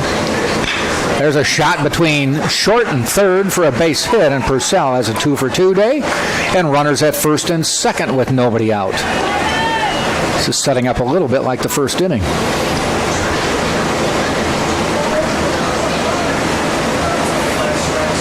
Now batting left fielder, number 7, Nate Schmall. Nate Schmall to the plate, hit into a, at the time, much-needed double play to end that inning.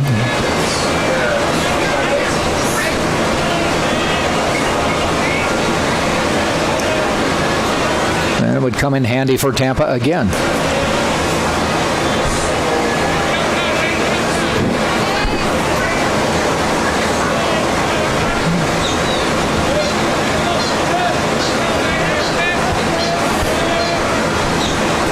He's showing bunt, offers, doesn't make contact. Strike one.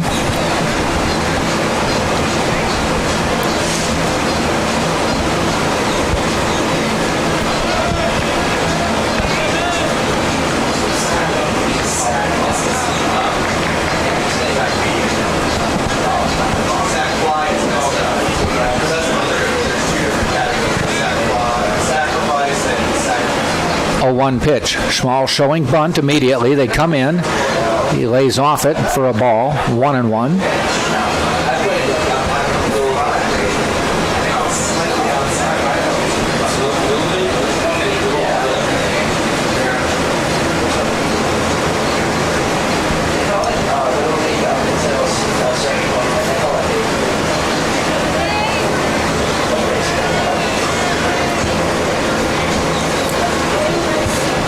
Aker looks in.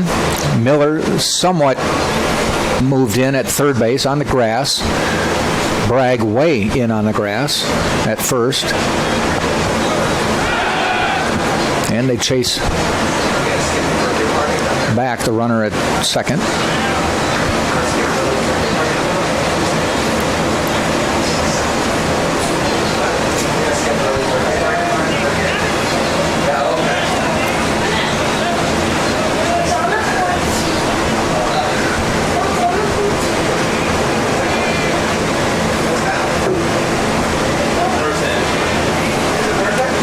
Aker in the stretch. Runners are going, fouled off. Looked like a hit and run. A double steal hit and run. Yeah.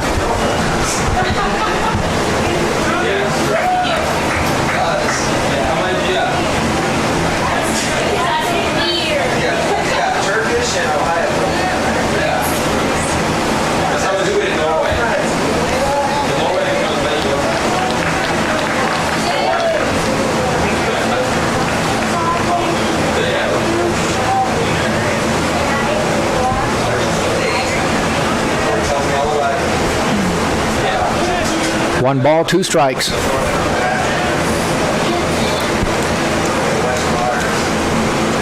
Fouled off again. Schmall looking for that pitch he wants after showing bunt on the first couple.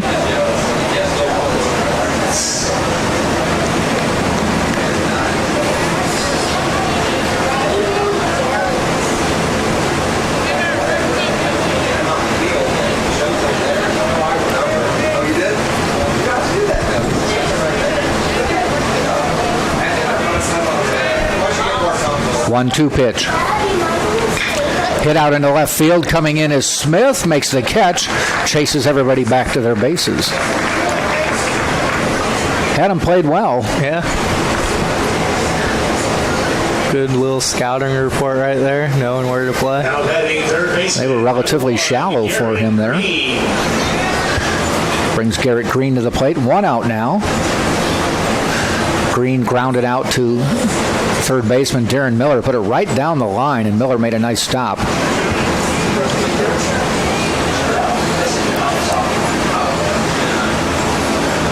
So Womack on second, Purcell on first. One out now. Runners go again. Down to third and in safely with the double steal.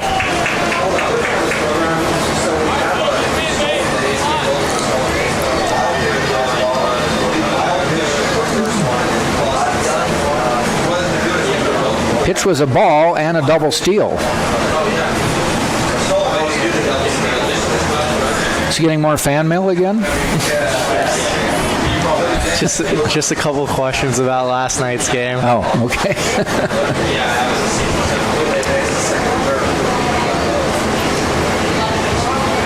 The 1-0 pitch with now runners at second and third. In the dirt. 2-0.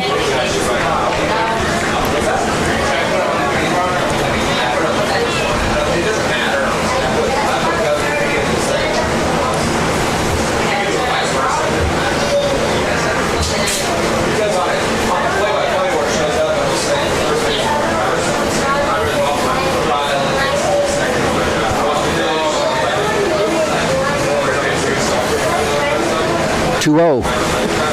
Down the middle, call strike.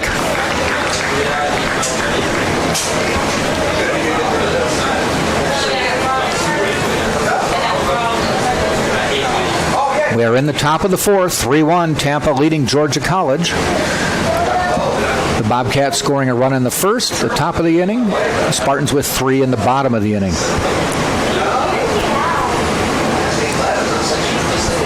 Fouled back. 2 balls, 2 strikes now.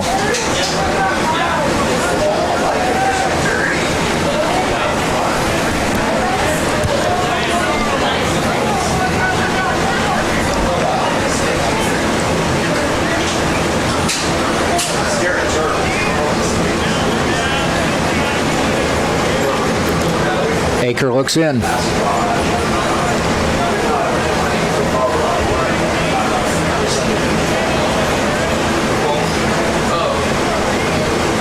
inside. 3-2 now.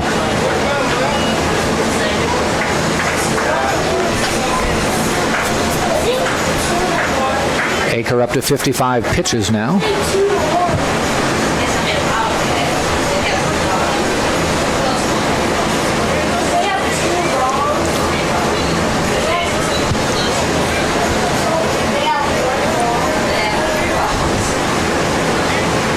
Three-two pitch grounded toward Miller, but foul at third.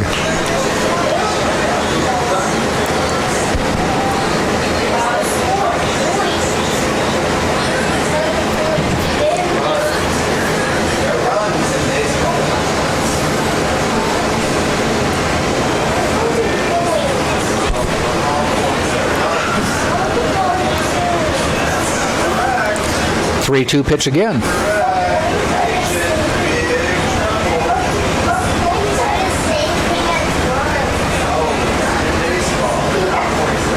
Fouled back. A little battle going on right now. Yeah, he's hanging in there.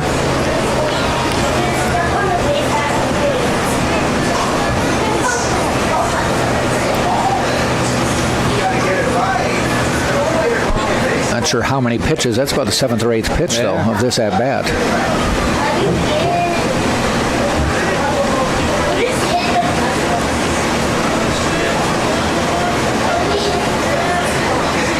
Three-two again.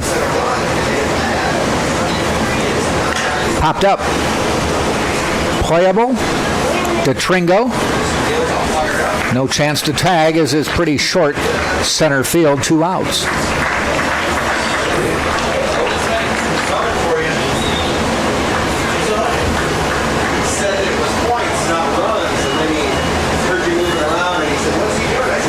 That's going to do it for Aker today. Okay.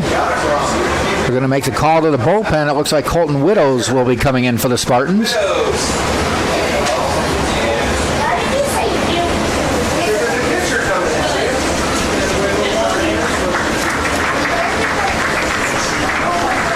Colton Widows, a sophomore from Palm Harbor, Florida, my town.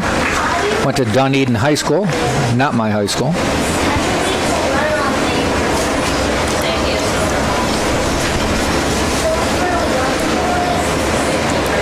He did make an appearance over the weekend, last weekend. Pitched 4 innings, gave up 1 hit, 3 runs though. Walked 3, struck out 6. To the Spartans, number 13, number 12, Colton Widows.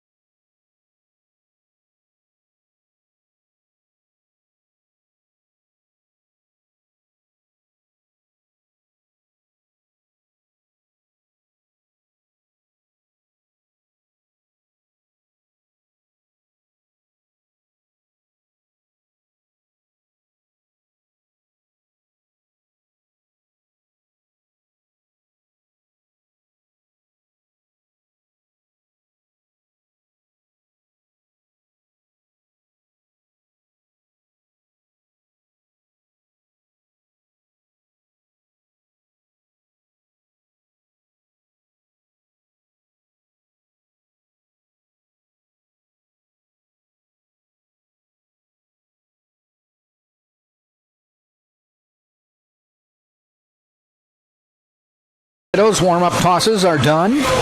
Runners go back out. And Holler, that's a pinch hitter coming to the plate for Brandon Holler. It's number 5, Caleb Slaughter, a senior, big kid, 6'3", 215 out of Cochran, Georgia.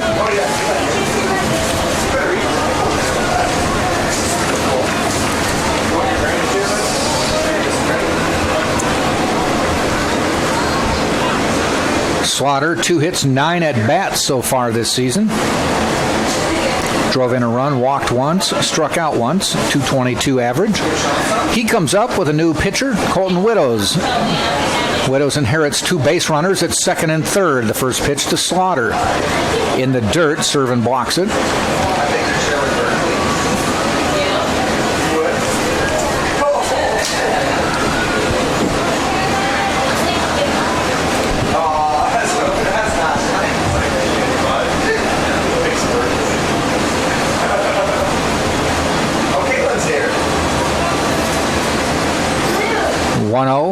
Out of the stretch is Widows. Foul back.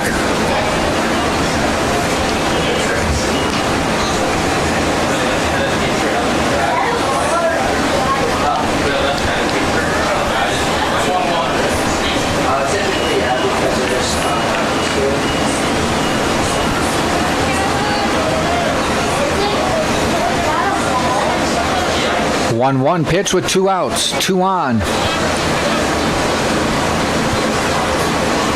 Ball high, 2-1.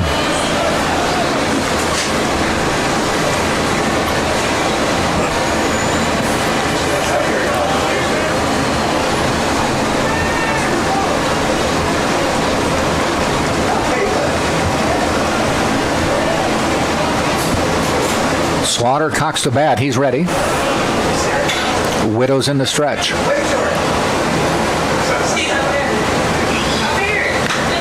And hit back toward Widows, but hit the batter. So it went foul first. 2-2 now.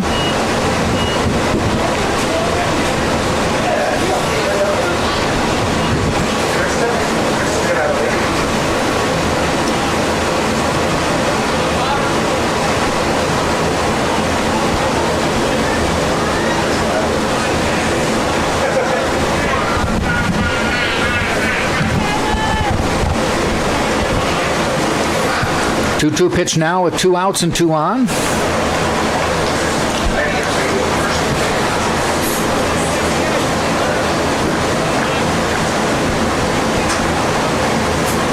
Swing and a miss. Spartans get out of the inning with no damage after a leadoff walk and another base hit. So no runs, 1 hit, no errors. They do leave 2, and at the end of 3.5, it's Tampa 3, Georgia College 1, right here on TampaSpartans.tv.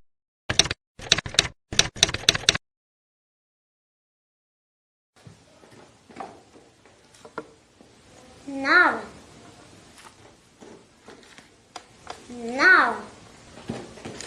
Empanada. It's Mr. Empanada to you. Now serving up scrumptious empanadas in convenient Tampa Bay locations. Mr. Empanada, delightfully delicious.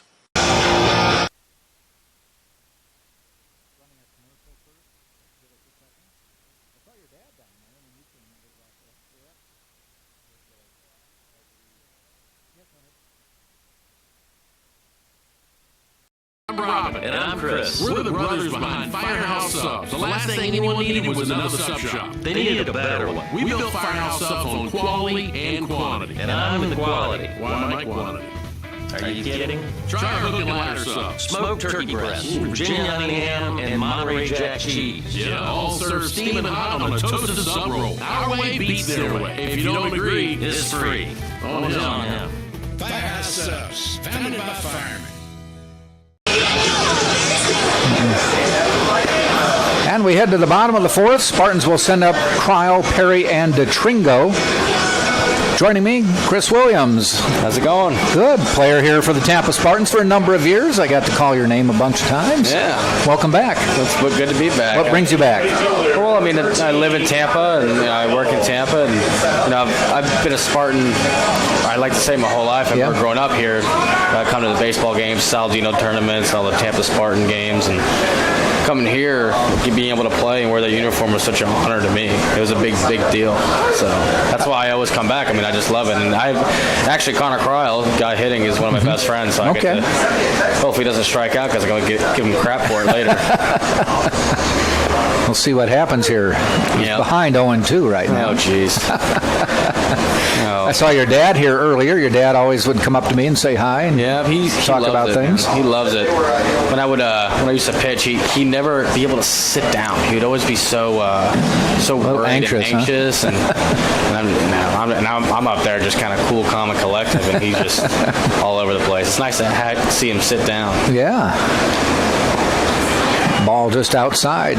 Were you aware that your dad was here, though, when you were pitching? I mean, yeah. Did it matter? I mean, I could hear him, but I try to focus. I could always shut all the other stuff out and kind of focus. Fouled off, hanging in there.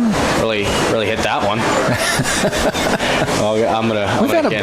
We've had a number of swinging bunts today so far on both sides.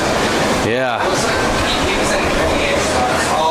We were talking to Casey, and he was talking about how well kept up this field was, and the outfield was always great. What about the pitcher's mound? There we go. There it is. Right center field, but nice catch by Womack in right field. That one just would not fall. Well, he hit it good. Yeah, he did. That was good at bat. It's about the second or third Spartan who's hit it solidly, but it ended up in leather. I feel like that's kind of been the story so far this year. Just been hitting hard, just right at people. Remember last weekend I saw a couple games, and Nick DeTringo was hitting a lot of line drives right at people. Yeah. I mean, what can you do about that? No. Nothing really. But back to your question, the mound is always phenomenal. Yeah. I mean, and in this field for years has just been amazing. Just in any Division 1, 2, or 3, this is probably one of the best college fields. I mean, look at the backdrop. Right. Where we are in Tampa, the weather's great. It's never too bad. But yeah, I mean, it's awesome. I mean, I know David LeBron is another good friend of mine. He always makes sure that mound is pristine. Yeah. Trust me. We would be at practice for like 2 or 3 hours just making sure that mound was good. Really? Oh, yeah. Little off-speed pitch to Cole Perry. Good Perry spot. Good pitch. Grounded out to third base last time up. Yeah, good pitch. You never got many at-bats, though, did you? I came close one time, and then I think the guy I was going to hit was like throwing 92, and I said, you know what? It's not worth it. It's not worth it. So if I get hit, I'm going down. Yeah. But I came close. That one is hit high. That's foul. Giving chase is, and it does go hit up on the screen by the Spartan bullpen. Yeah. What are some of your best memories of playing here? Oof, there's a lot. Probably my first outing ever as a Tampa Spartan was pretty cool against Bentley. I know, we always play Bentley, but right. My first appearance was so big just because, from my story, a lot of people don't know, but I was actually out of baseball for about 17 months. I played my freshman year at St. Leo, and I kind of stopped playing baseball altogether. I just kind of got overwhelmed with everything, and I was kind of down and out, and I stopped playing. I walked on to HCC, and Coach Urso saw me pitch a couple times over there, gave me the great opportunity to pitch here, and that for me was probably my best moment here because I got to kind of sink in and realize where I came from and how far I gotten to that point to pitch at the best team in the country. Yeah, that to me was probably my most favorite moment. I remember just getting on the mound, I was so amped up, and I was just like, oh, don't blow it. So, and I if I remember, I did pretty well that night. So, all right. Yeah, that was a great memory for me. What are you doing now? Right now. The real world called, huh? Yeah, a real world. That's fun. I wish I was at practice. I'm with Manoli Capital Management. Okay. Yeah, so it's handling clients and shareholders money. So I'm a finance major myself. So that's what I'm doing now. I love it though. It's what I do. I love it. I'm good at it. But I do miss baseball. That's why I come back and get to see these guys, live vicariously through them. So hopefully they'll get a championship ring. Yeah. Runner goes, fouled off on the hit and run. At bat is Nick DeTringo, who grounded out to shortstop his first time up. I'm really rooting for this guy, DeTringo. He's, I got to meet with him last year and got to see him play. And, he's probably one of the hardest working guys on the team, really.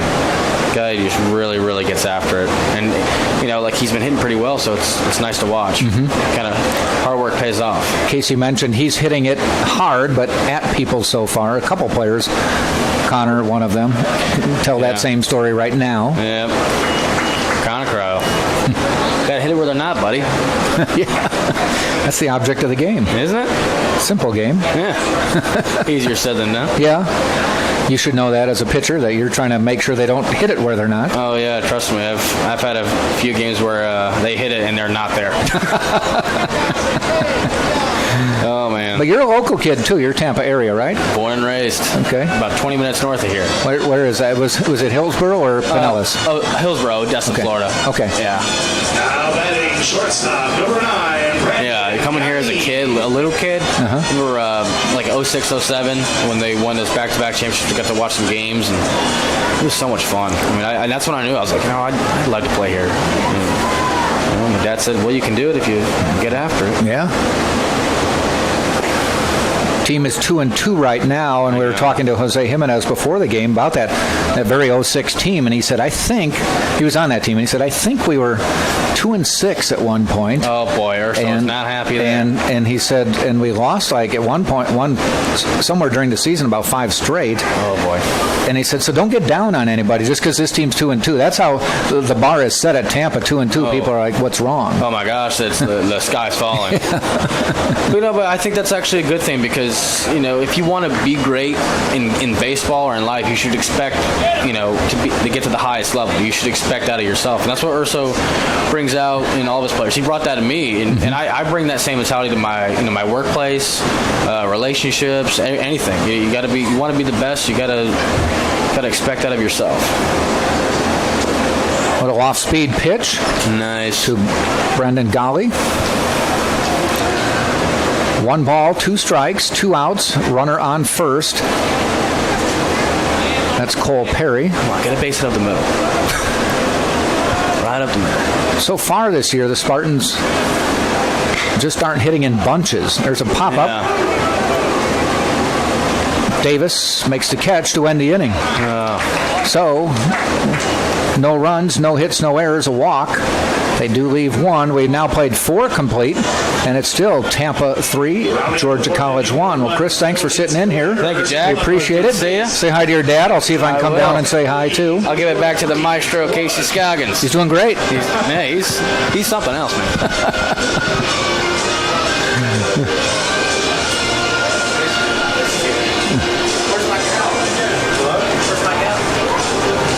Devin?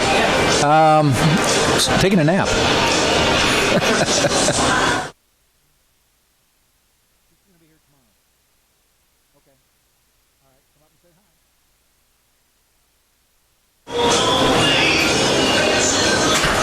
Chris Williams, great kid. Yeah. Great friend, too. And I'm very touched that he wondered where my daughter was. He's used to her sitting there. Yeah. She'll be here tomorrow, according to what she told me earlier before I left when I said, do you want to come today? And she goes, no, I want to take a nap. Hey, so I do too, but I'm going to the game.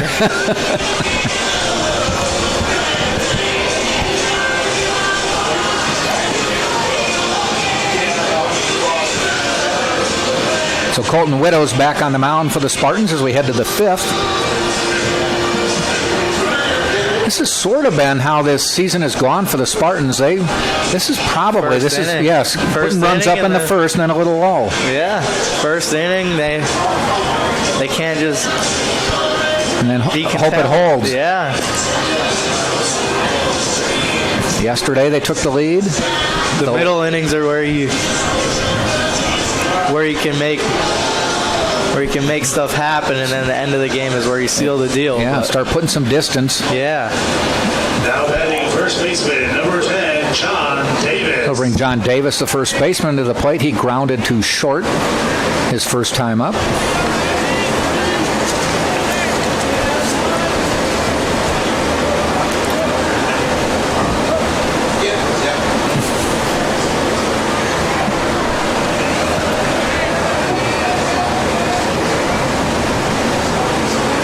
And the pitch by Widows. Just a little bit low, ball one.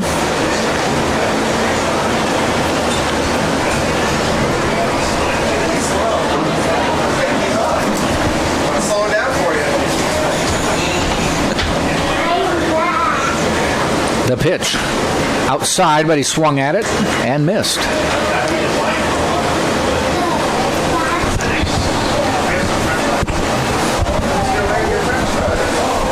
Chris Williams saying he's working in the Tampa area. Oh, yeah. Financial services industry.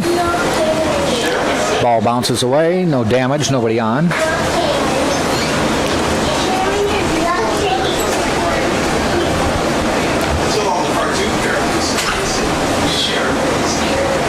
You'll be heading to Illinois in April. Play some baseball for the summer, late spring and summer. Ground ball up the middle, solid base hit for John Davis. I heard people talking about how the weather warmed up down here, and it's like, finally getting over winter. And I'm like, we have more than a month left of winter, technically. Yeah. And tell everybody up north, I'm from Madison, Wisconsin. They got 6 inches of snow yesterday. Yeah, I know. Schools were closed. Erie, Pennsylvania, still getting. Yeah, that's where your relatives are. Still getting hit with snow. I think they're up to like 170 something inches. Wow. Total for the winter so far. That's a record. That's a ton. It's a few tons. Yeah. Cassius Young at the plate. He grounded also to shortstop his first time up. Servin makes a nice stab at that one to keep it from going to the backstop.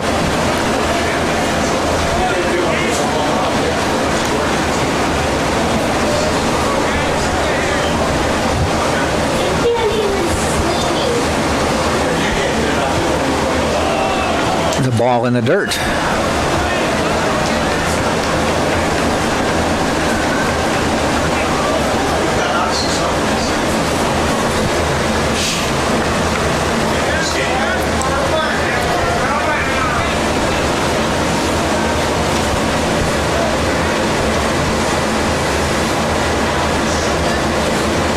Swing and a miss. Good heat from Colton.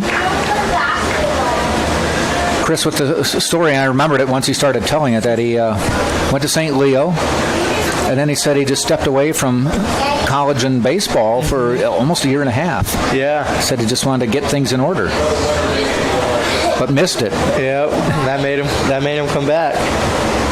Swing and a miss. 2-2. He came back strong.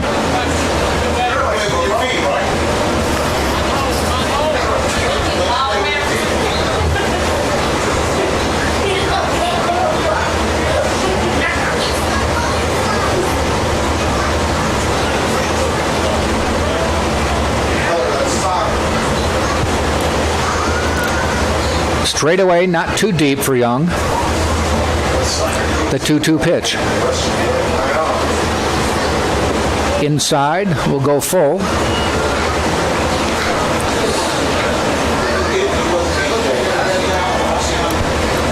Saw on Sports Center that Darvish is heading to Chicago. Cubs or White Sox? Cubs. Cubs? After holding out for a little bit. Yeah. Boy, Milwaukee Brewers wanted him really badly. But they figured they couldn't. And ball 4, runners at first and second with nobody out. So another good start for Georgia College to an inning. Now batting shortstop, number 6. I think the Cubs, there's a whole bunch of free agents that nobody's making moves on with about a week to go before spring training. I know some of the agents are saying, hey, what's going on? Yeah. I think now that Yu Darvish is finally. You think that's the first domino? Yep. I think so.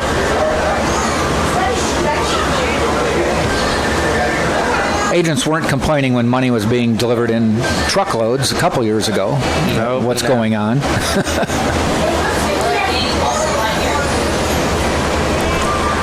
First and second with nobody out. They're playing in. Ground ball heading up the middle. Nice stop, Golly. He's going to go to first to get the out. Runners go to second and third. Now, he was in the right spot because he was cheating a little bit towards second base. Yeah, actually fielded the ball nice the second base side. Move by him. Yeah. It's a great play. Saved a run and got an out. Logan Maddox to the plate. But runners are in scoring position in a 3-1 game with Tampa on top. Davis at third, Young at second. Maddox is popped up and flown out.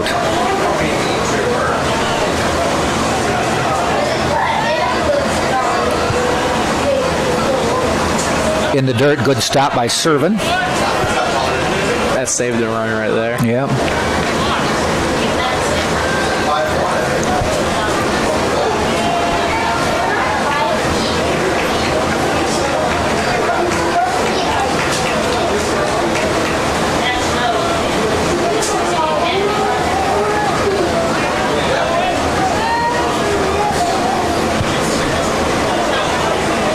Widows now sets. Ground ball through the middle. That will score one. And the runners will be at first and third, and now a 3-2 baseball game. Solid base hit that time by Maddox, and it'll bring Womack to the plate.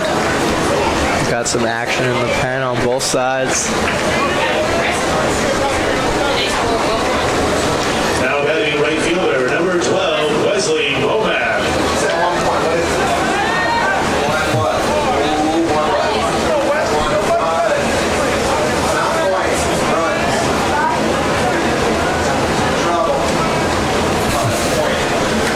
18 throwing in the Spartan bullpen, Clay Helvey, a junior, a transfer in from the College of Charleston.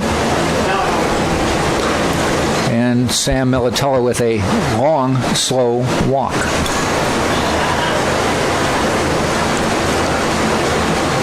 Helvey also from St. John's River State College. That you said was in your conference? Yeah, they're in Santa Fe's conference. Always, that's Santa Fe's rival right there. Really? Yeah. Always good battles against them. Tense games. Always came down to the last couple innings and who would make that clutch at bat or that critical mistake at the end of the game.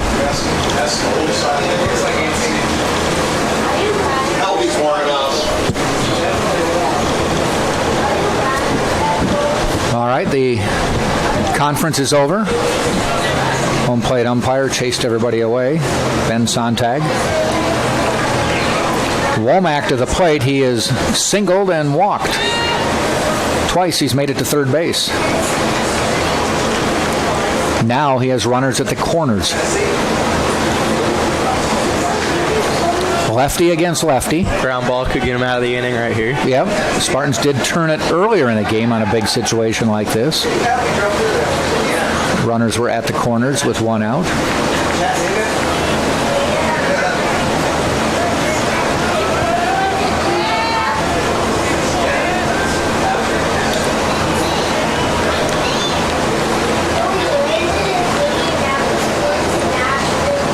And a check swing. Low.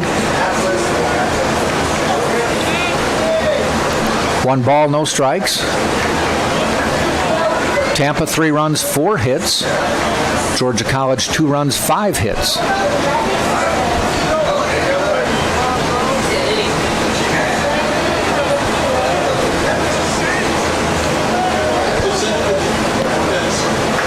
There's a swing and a miss. Kind of gave up on the swing, but was already committed.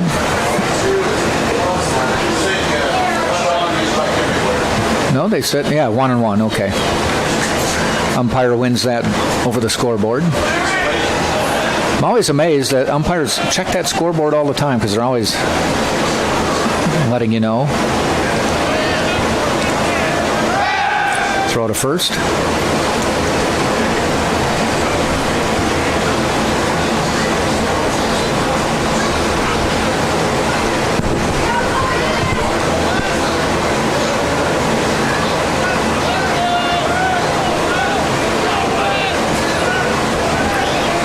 One from Widows. Little off-speed pitch, call strike. 1 ball, 2 strikes.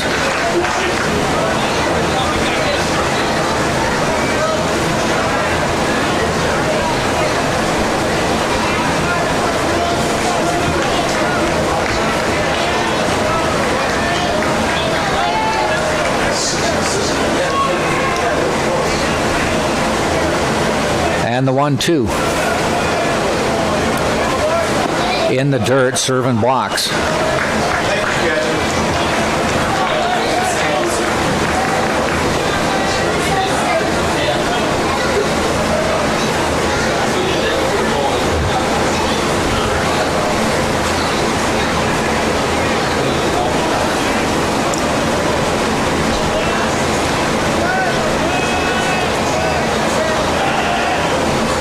Two pitch.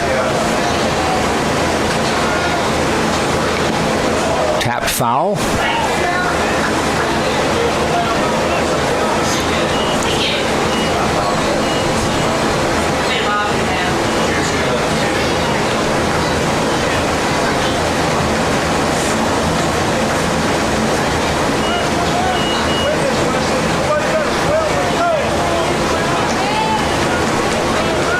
So we'll do the 2-2 pitch again.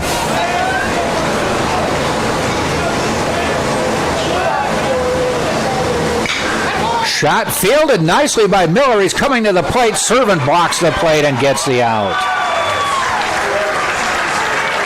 Smart play by Miller right there, going home. Knew that they probably weren't getting turned double play, so he saved the run right there. He made a nice play to field that ball. And a nice throw home. It got out to him fast, so he knew he had time to get it home. Servant, nice job blocking the plate as the throw got there. And Joe Urso coming out and is going to make a pitching change. Doesn't like the matchup, I guess. Yeah. Clay Helvey will be coming in. Big matchup guy.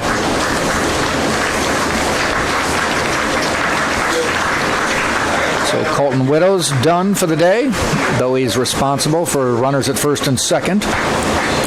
Clay Helvey coming in. He has 1 appearance last weekend, 3 innings. Gave up a run. It was earned. He walked 1, struck out 2.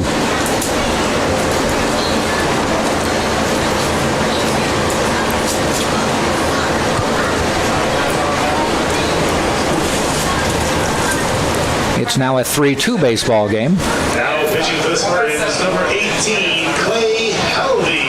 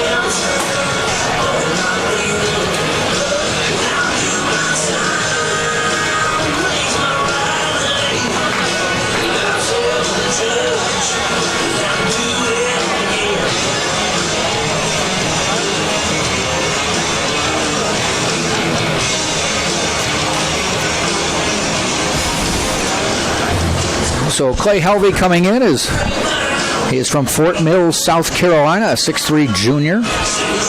Played at St. John's River College 14 games last year. 12 of them were starts. Pitched 63 innings. He was 5-3 overall. Struck out 61 at a 4.5 ERA. Played at the College of Charleston as a freshman and appeared in 6 games. His high school credentials: he attended Fort Mill High School. Played for, here in 5 letters, 3 for baseball, 1 for football, 1 for basketball. Named Baseball All-Conference his senior year. And he will come in and inherit 2 base runners and 2 outs.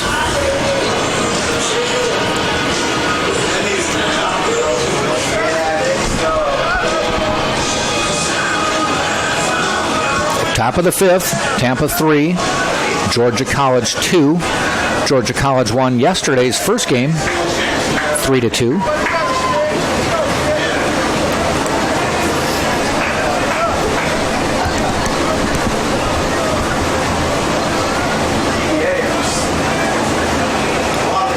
And Purcell steps in. He has a 2-for-2 game going. A couple base hits. His first at bat, he drove in a run.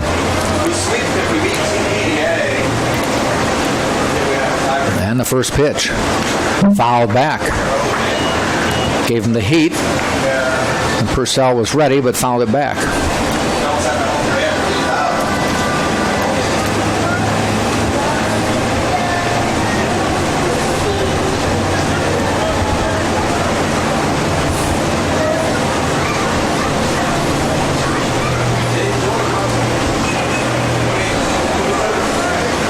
Into the stretch.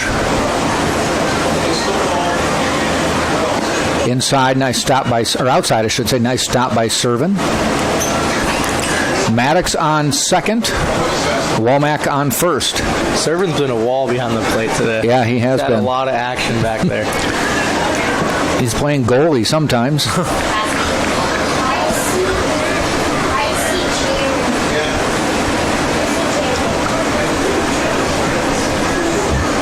And the pitch, fouled back.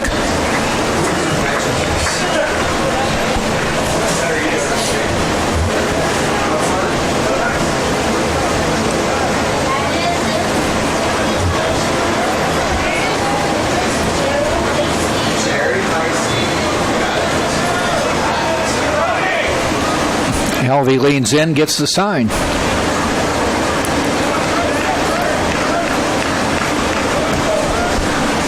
Runners with their leads. Here's the pitch.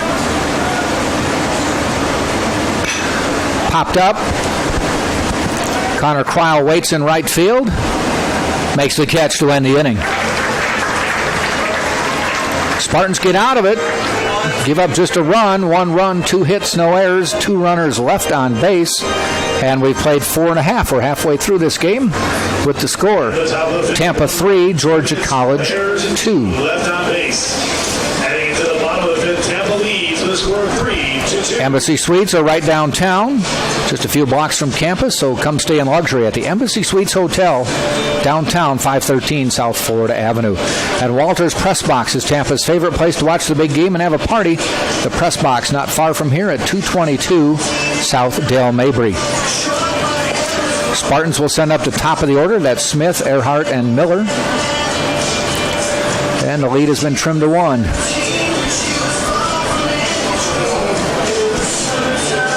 See if the top of the order can get something going again.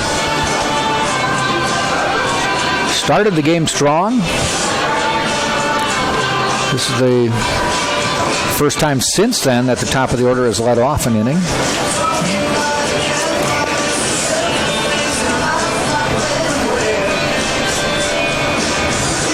I believe we have a new pitcher, number 33 on the mound now. That is Logan Howard, a 6'3 junior from Cumming, Georgia.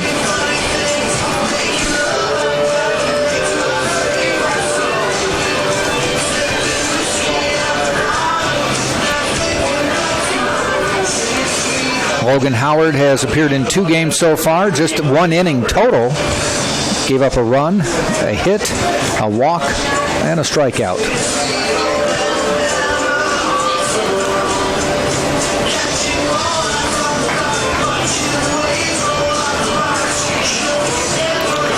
big lefty. First batter he faced will be the lefty Smith.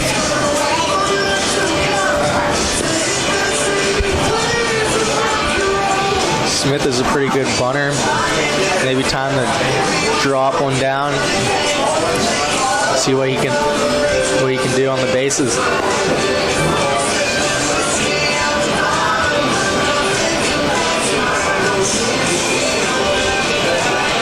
Smith so far today, 2 hits, 2 at-bats.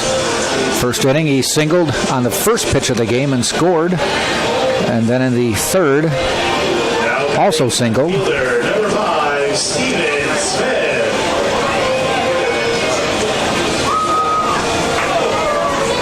So he's done the job of the leadoff hitter for the Spartans today.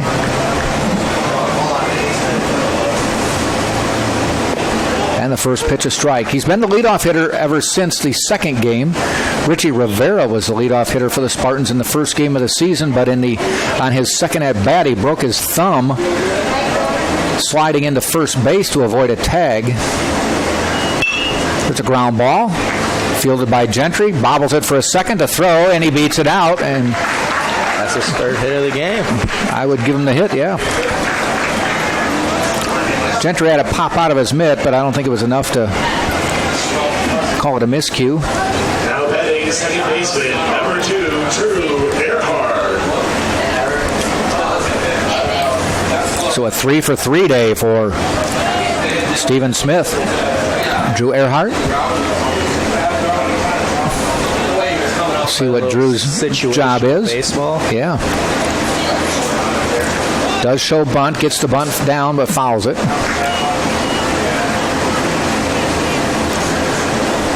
Ball was high in the zone, so a tough one to get down.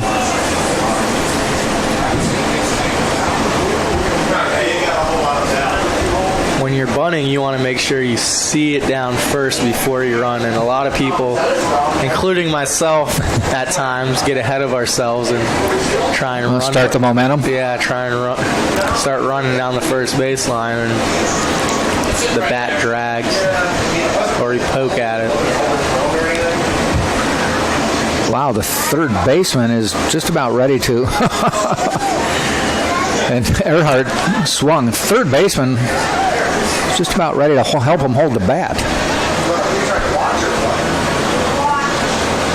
That's Garrett Green.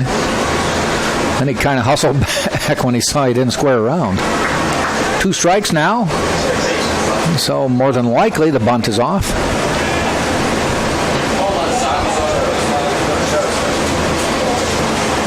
The pitch.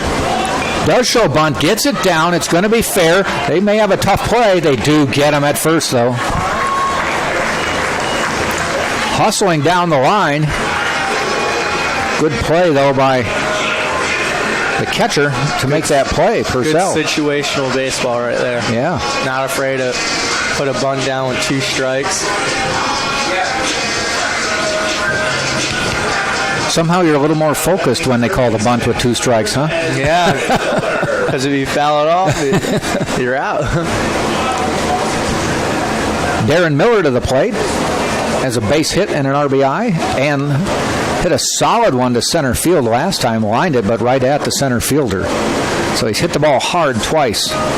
Georgia College outfield plays deep. They do, yeah. I noticed that last night. I mean, they're almost in no doubles the whole game. I don't know if that's the way they play or where they're most comfortable. They are deep. Swing and a miss. I could see if it's Bragg at the plate. But the Spartans are not huge home run threats other than Bragg.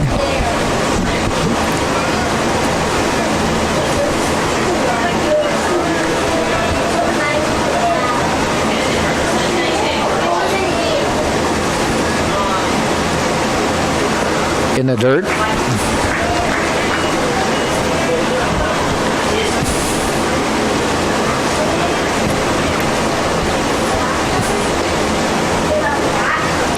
Miller needs to be patient this at bat and look for something to drive. 2-1 pitch. And that one is hit in the gap. Does it fall? It's going to. It's going to one hop to the wall. Actually hits at the base of the wall. That will send Smith to the plate. And into second base goes Darren Miller with a stand-up double. And the Spartans back up by 2, 4-2. That was a good at-bat by Miller right there. You said be patient, and he waited on that pitch. Yep. And that's where he's most effective, is the right center gap, where he gets that extension, that ball just carries. He has that swing that most of the time when he hits the ball on a line, it's just going to have that backspin on it, and it's going to carry a long way. That one actually hit at the base of the wall. And now Purcell out to talk to Howard.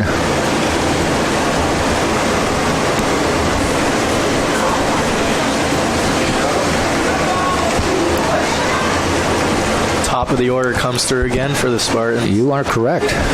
3 for 3 day for Smith, a 2 for 3 day for Miller, and Earhart has moved runners twice. Yes. Quality at bats right there. Earhart's day shows 0 for 2, but he's put runners in scoring position who have scored twice. That goes overlooked a lot. Yeah. You just see on paper, oh, he's 0 for 2, but he's 0 for 2, and he's done his job almost every time at the plate. Jason Eller out to talk to his pitcher. Does have a pitcher warming up.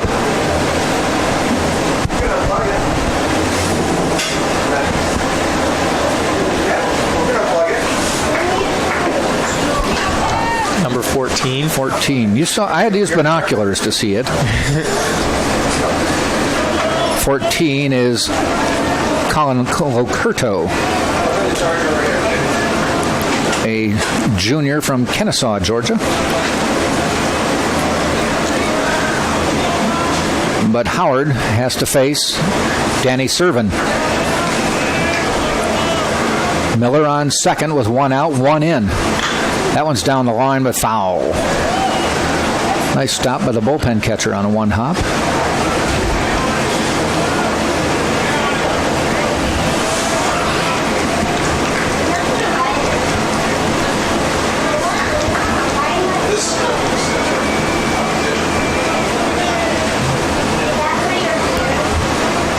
And the pitch. Down the middle, call strike. No balls, 2 strikes. On deck, Harrison Bragg.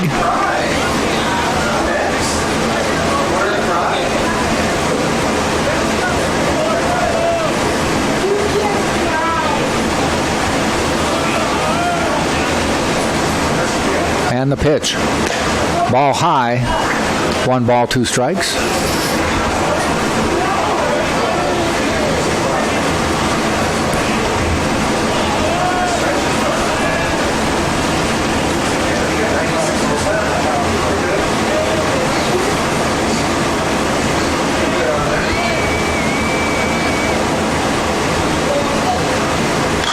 Fouled off again.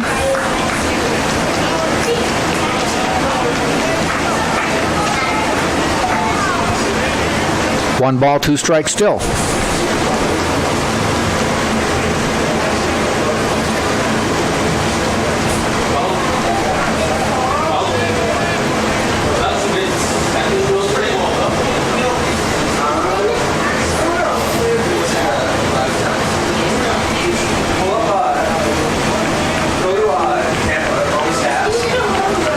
Into the stretch. Here's the pitch. Runner goes. Slap toward first base. It's going to stay fair. Moves the runner to third and step on first, but he hit it to the opposite field and moves the runner up.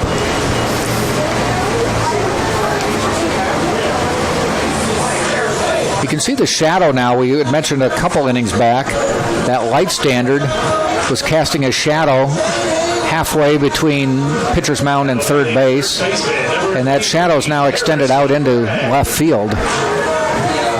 Moved a little bit to the right of pitcher's mound, but I've got to think third, short, and left field aren't too thrilled by that right now.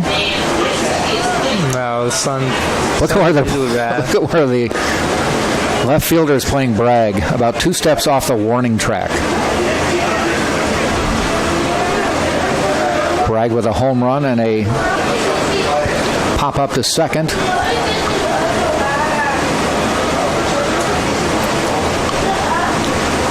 And that's hit high, but it's going to be in the infield.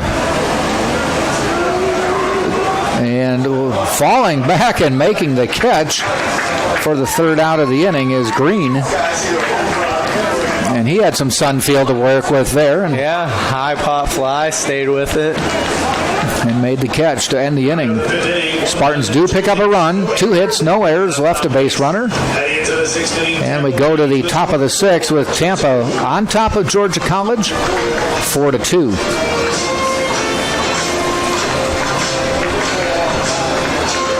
The campus bookstore is the Barnes & Noble campus bookstore. It has everything UT in one place. It's located in the Vaughn Center, first floor. Open Monday through Saturday. You can shop online anytime you feel like it at utampa.bncollege.com.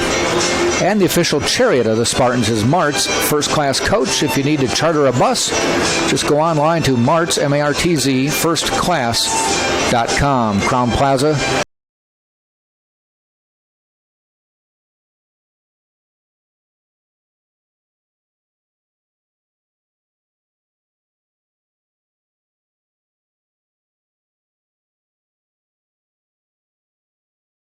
Network and TampaSpartans.tv.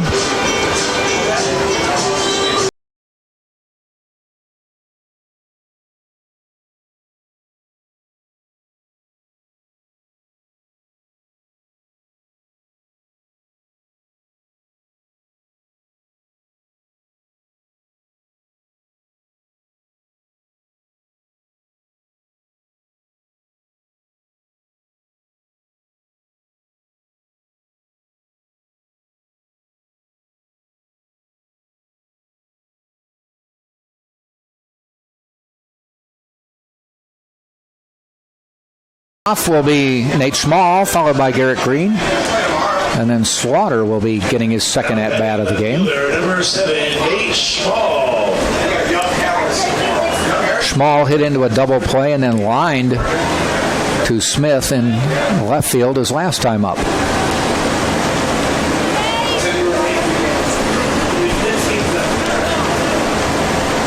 Not too deep for him. First pitch is high outside.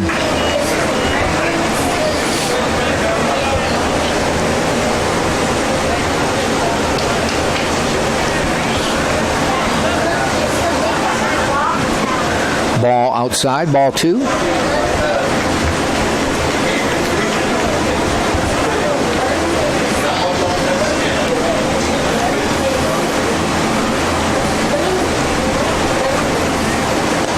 Ball outside, ball 3.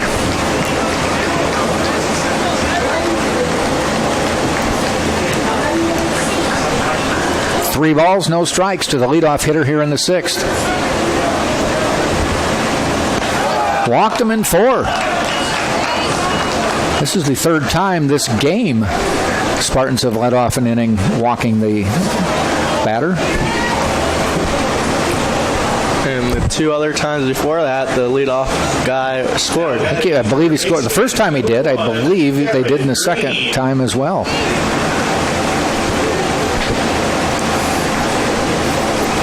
I know he advanced to 3rd second time.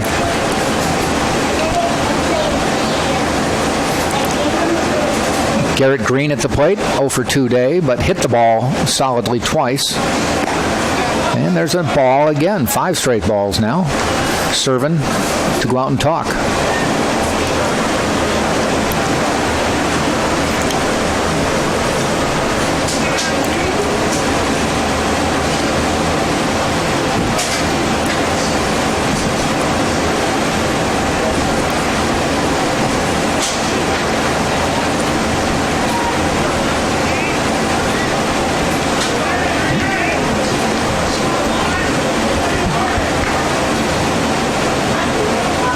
And the pitch.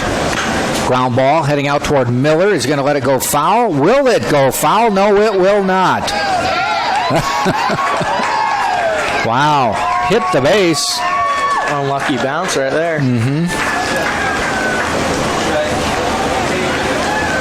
About all Miller could do, because by the time he got there, Green was well on his way.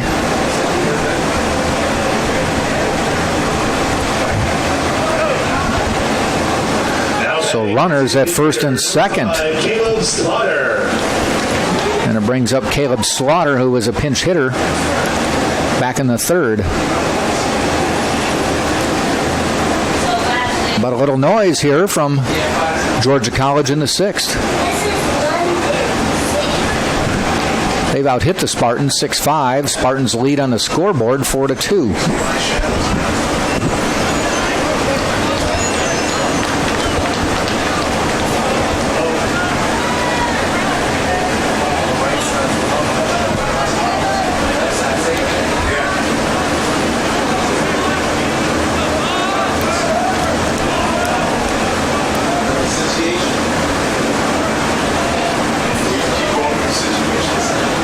Helvey fires.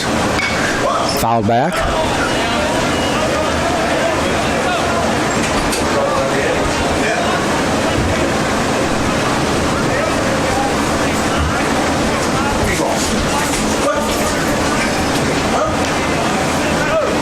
You can really see on your screen that the shadows are engulfing home plate area. 0-1 pitch from Helvey to Slaughter. Slaps it foul right over the first base coach's head.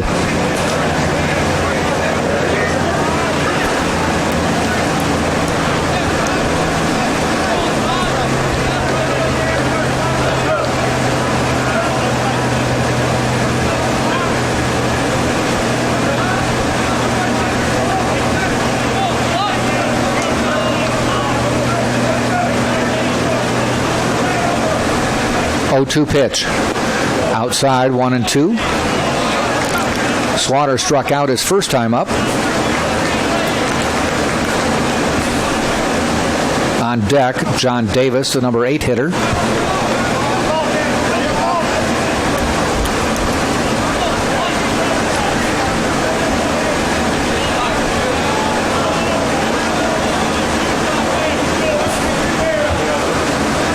One, two.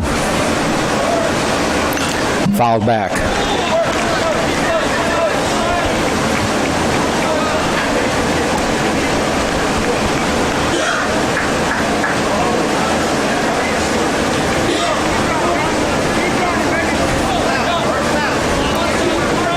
Small at second, Green at first, Slaughter at the plate.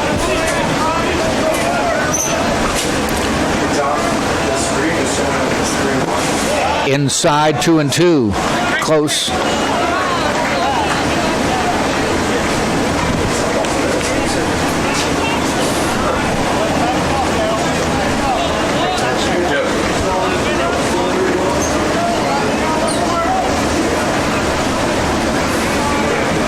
Two and two pitch.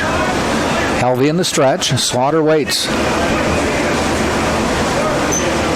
Swing and a miss, strike three. Slaughter goes down swinging. Second strikeout and 2 at-bats for him, and now that will bring John Davis to the plate. 2 men on, 1 out here in the sixth. Now batting first baseman. Now the double play can get you out of the inning.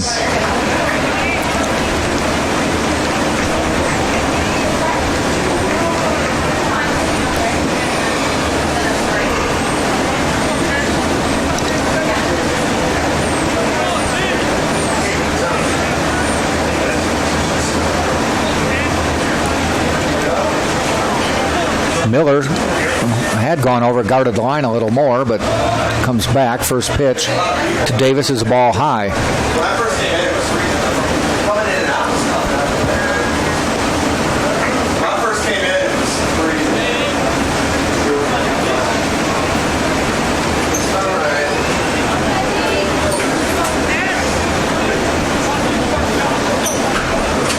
One 1-0 pitch. Davis, ground ball out to Golly. He's going to go across to Bragg in time. 2 outs. Runners are now at second and third. Now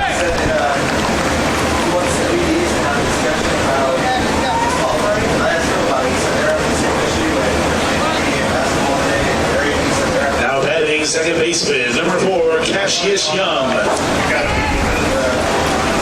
Cassius Young to the plate.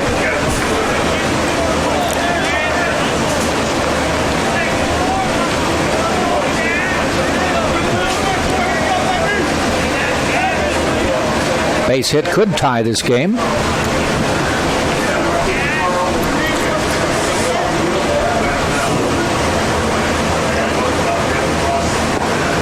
Little fastball inside.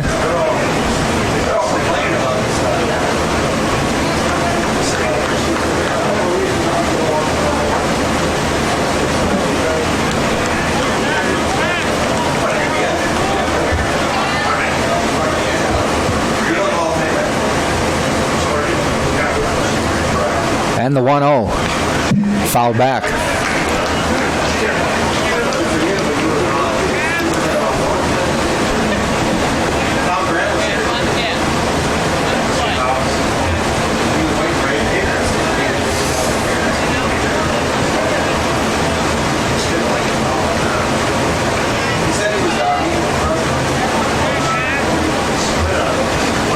One pitch. Swing and a miss. Big cut by Young. Big strike for Helvey. Did you see who the Yankees traded for the other day? Russell Wilson. Yeah, and they're going to send him to Tampa for a couple weeks. Spring training, yeah. He usually does that every offseason. He'll go to where the Rangers are spring training and hang out for a few weeks and toss the baseball around instead of the football. Pops foul out of play. A Wisconsin graduate. Matter of fact, when he was at North Carolina State, he was playing minor league baseball. And his senior year, I don't know if they got a new coach or not, but the football coach said, make up your mind. You're going to be a football quarterback or a baseball player? You've got to pick. And he said, I don't want to pick. And he said, if you're going to play here, you got to pick. So he transferred to Wisconsin. Had a great year. The 1-2 pitch. Outside. Nice stab by Servin. So we'll have 2 football players in the Tampa area for spring training. I believe Tebow will be back with he'll be the Mets, right? Port St. Lucie. Yeah. Did okay in single A ball. Yeah, hit about 215, 220. It wasn't any better than that? Yeah, nothing. Okay. Three or 4 home runs. Swing and a miss to get out of the inning. And after the first 2 base runners get on, the Spartans battle back. No runs, 1 hit, no errors. There was a walk, but 2 runners are left, and we have played 5.5, and it is still Tampa 4, Georgia College 2.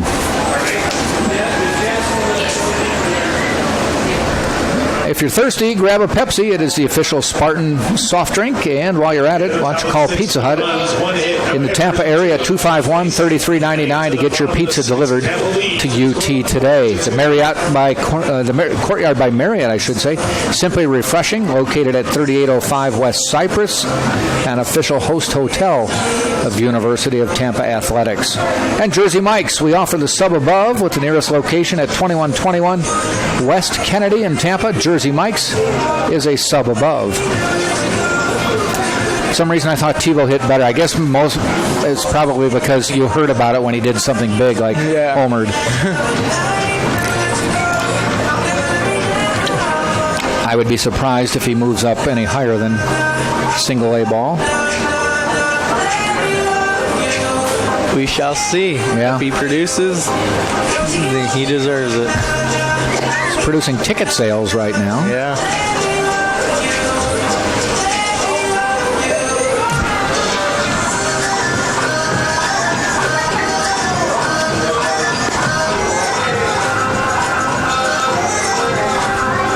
Spartans will send up Cryle, Perry, and DeTringo here in the 6th.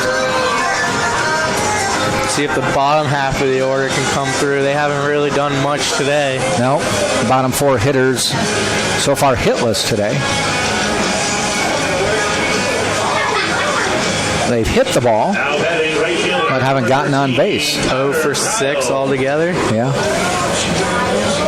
A couple walks in there, like Kryle walked earlier in the game, lined out to right field last time. First pitch, a ball low.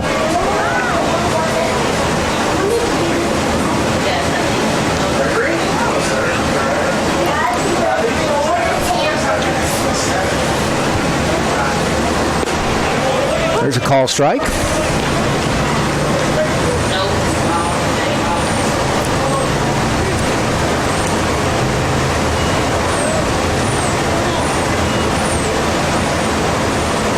Off-speed pitch in the dirt, ball 2.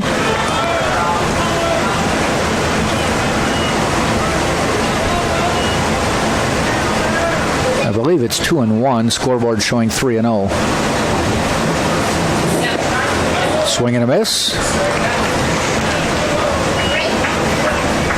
2-2.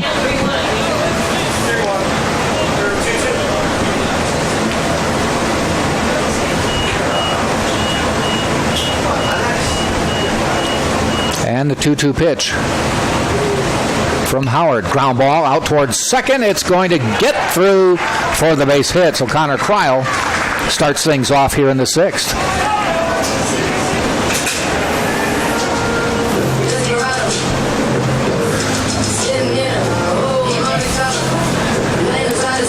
Now batting designated hitter, number 33, Cole Perry.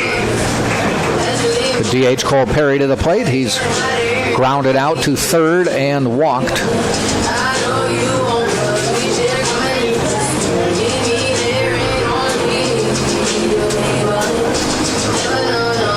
And while we had a little trip to the mound by the catcher, that inspires the base coach to go out.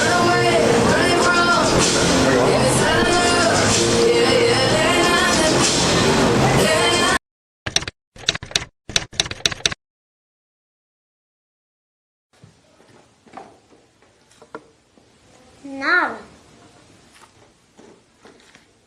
Nada. Empanada. It's Mr. Empanada to you. Now serving up scrumptious empanadas in convenient Tampa Bay locations. Mr. Empanada, delightfully delicious. Your pizza loaded with cheese, then we got a crust for you. Pizza Hut's ultimate cheesy crust pizza. 16 cheesy pockets overflowing with a 5-cheese blend of melted cheeses. Only from Pizza Hut and only for a limited time. No one out-pizzas the Hut.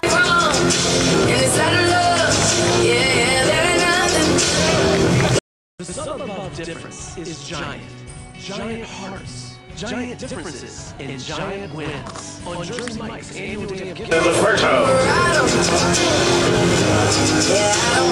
The sum above difference is giant. Giant hearts. Giant differences and giant wins on Jersey Mike's annual day of giving. 100% of sales go to a great cause in your community. Jersey Mike's. Be a sub above. The sum above difference is giant. Giant hearts. Giant differences and giant wins on Jersey Mike's annual day of giving. 100% of sales go to a great cause in your community. Jersey Mike's. Be a sub above.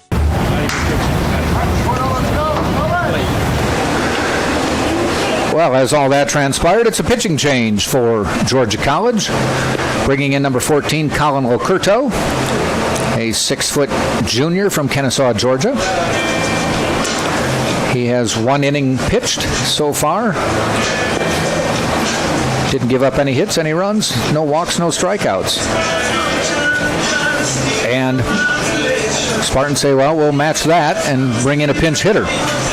So the Spartans are going to bring in Kyle Codoletta to bat. Codoletta is a senior from Spring Hill, Florida.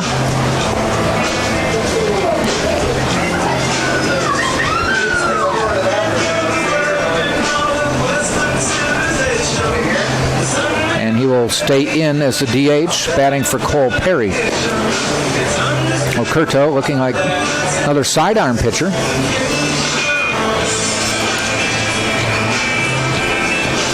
Pitch hitting for the Spartans, number 29, Kyle Cotoletta.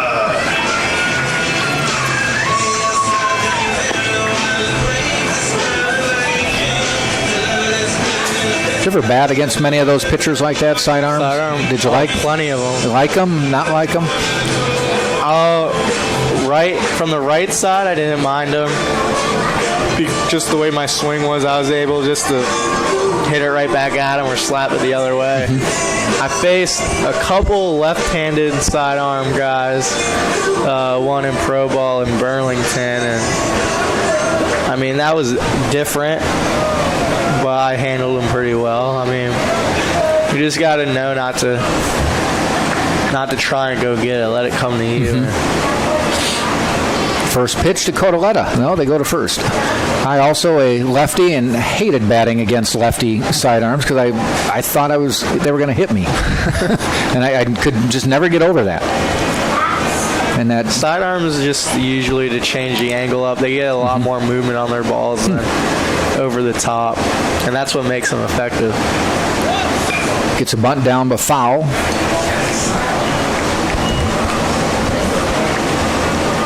When you try and bunt on a sidearm pitcher, you definitely want to make sure you watch the ball all the way. And because it's so easy on sidearm pitching to try and run out early. Okay.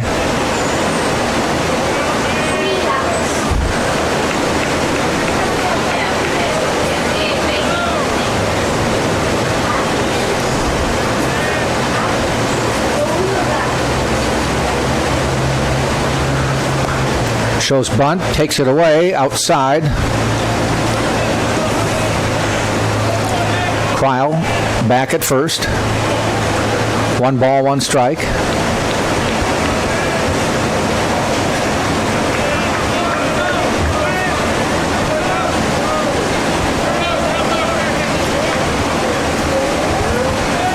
Another throw to first.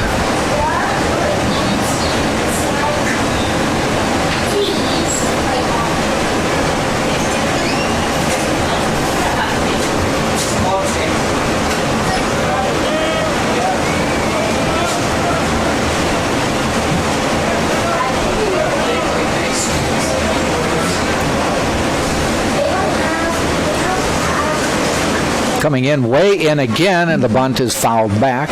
1 ball, 2 strikes. Green living dangerously out there at third. He likes to live dangerously, that's for sure. He's asking for a ball, man, right at him. I mean, he is within 30 feet, if not maybe closer. Yeah. He needs to be careful because a smart hitter will see that and slap it right back at him. The 1-2 pitch. Still shows bunt, and unfortunately fouled it off for strike 3. Kept the bunt on.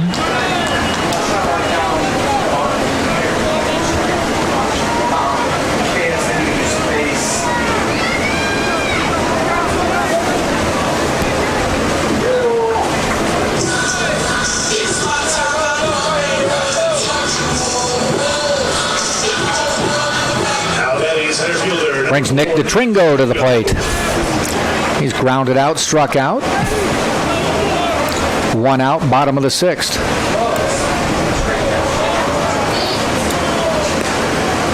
Looked like they were calling for a pitch out that did not go out. It was a ball regardless.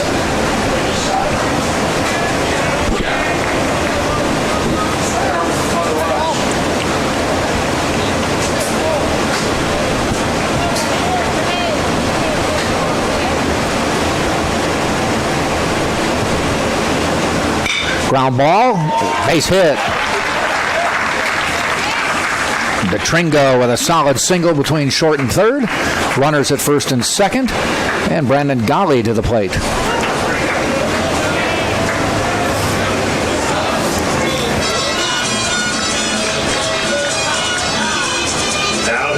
Shortstop, number 9, Brandon Galley.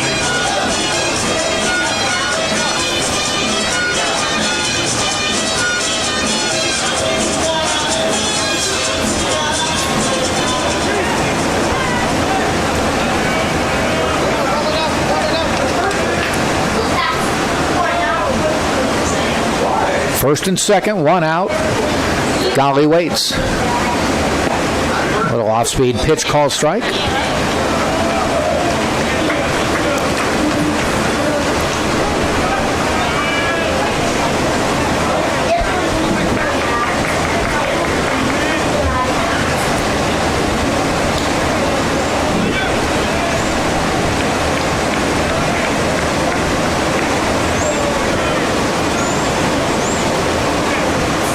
And the 0-1 pitch. Curveball fouled off. So if it's you're throwing sidearm, a curveball, does it break down more? Does it break in more? Or both, or what? It's a little more of a frisbee action. Okay. Because you're not coming down. Yeah.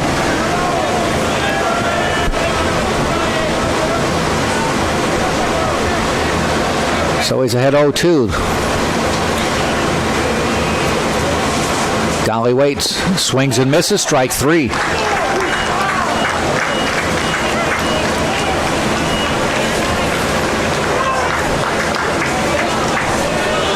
Top of the order, Stephen Smith.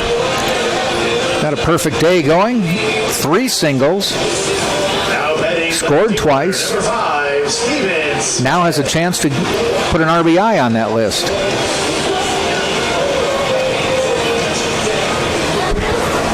Cryle on second, DeTringo on first. Back-to-back hits.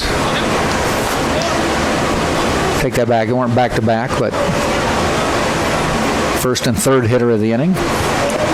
Slow curve, strike called.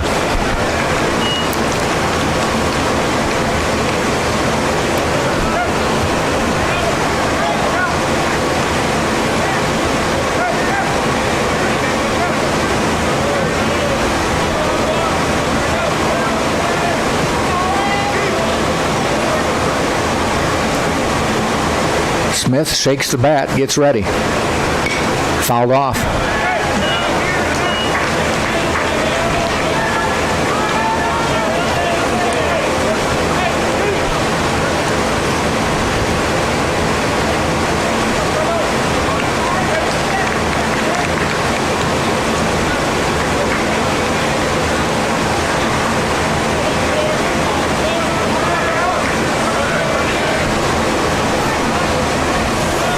Spartans now with 7 hits on the day with their 4 runs. Georgia College 2 runs, 6 hits.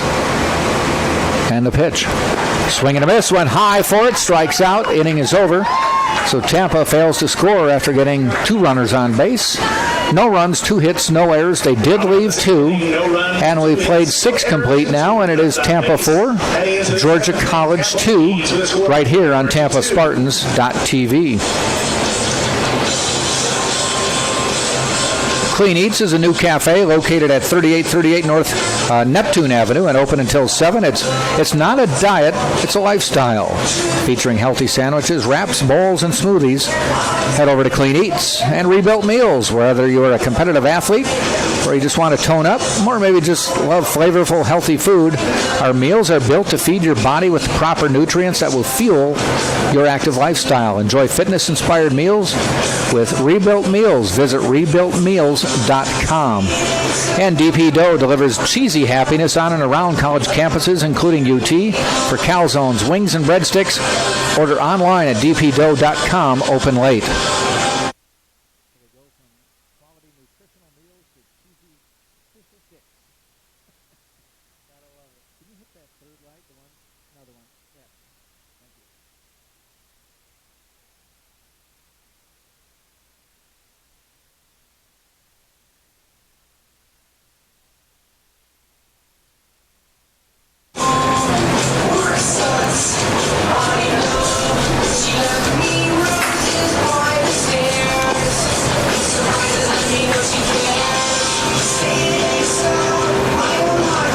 Top of the 7th and top of the order for Georgia College. Gentry, Maddox, and Womack. Now batting shortstop, number 6, Cal Gentry. Gentry has walked, grounded out to the pitcher, and grounded out to short.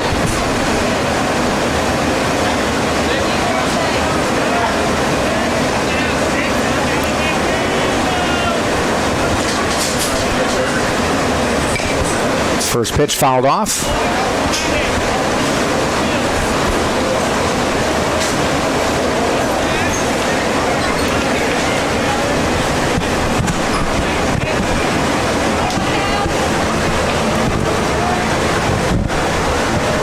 And the 0-1 pitch. Ground foul again.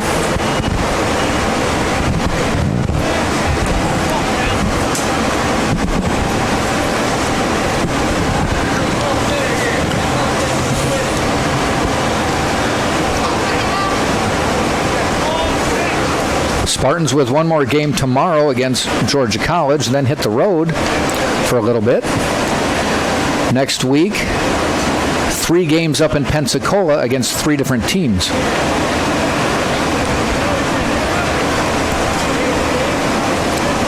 Ball outside. Next Friday, 6 o'clock, the Spartans will play West Florida on their home field. Next Saturday, though, they will play Spring Hill, a team you're somewhat familiar with. They used to come down here for a 3-game series in the past. There's a ground ball fielded well by Helvey and tosses to Bragg. First out of the inning. And then Palm Beach Atlantic on Sunday, non-conference game. They'll play PBA in a 3-game series later in the season. But just basically a 3-game round robin up there. And then the next game after that, on the road in Clearwater, about 10 miles from here, against the Philadelphia Phillies. As spring training opens. Casey will be with me, and Scott Lynn as well. Get the perspective of someone who's beaten the Phillies and played in that game a couple times. Did you? I'm trying to think. Before the game you won, you hadn't played them before that, right? No, it had been a while. We beat them the first year we played them, and then we haven't won since. So Tampa has played. I believe this is going to be the fourth year. Yeah. I think previous years, way back, Tampa had played some minor or major league teams in spring training, I think. I'm not sure about that. We can go to the expert, Tom Colby. He'll tell us. Yeah. Ball popped up, giving chase is Bragg. Does he have room? He says he does. And he makes the catch for the second out. So Maddox fouls out, and it will bring up Wesley Womack. Now batting right fielder, number 12, Wesley. I've always liked doing that Phillies game, win, lose, or draw. It's just kind of a neat atmosphere. A lot of Phillies fans down there. Yeah, I wonder if it's... I know last year they played 7 innings. Are they playing 9 this year? We'll see if we'll track down Tom again, see what he knows. I just feel like 7-inning games, though. You're going back to high school ball. Yeah, it doesn't have the same feel as 9 innings. Well, considering you might not have won that game. Yeah, if we only played 7, homer, right? If we only played 7, we lose that game. 2-1. Yeah. Senior year, we gave them a little run for their money. Yeah. We lost 5-3, I believe. Yep. A little back and forth a little bit, and then we had some errors, and they've all been good games. No blowouts. Yeah. No blowouts. You've acquitted yourself well. Last year, I don't know what the score was. It wasn't a blowout. I wasn't around for last year. I was in spring training, so. 2-1 to Womack, and hit up the middle.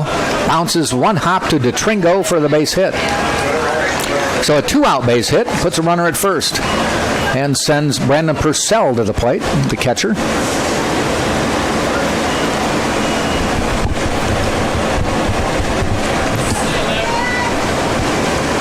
Now batting catcher, number 11, Brandon Purcell.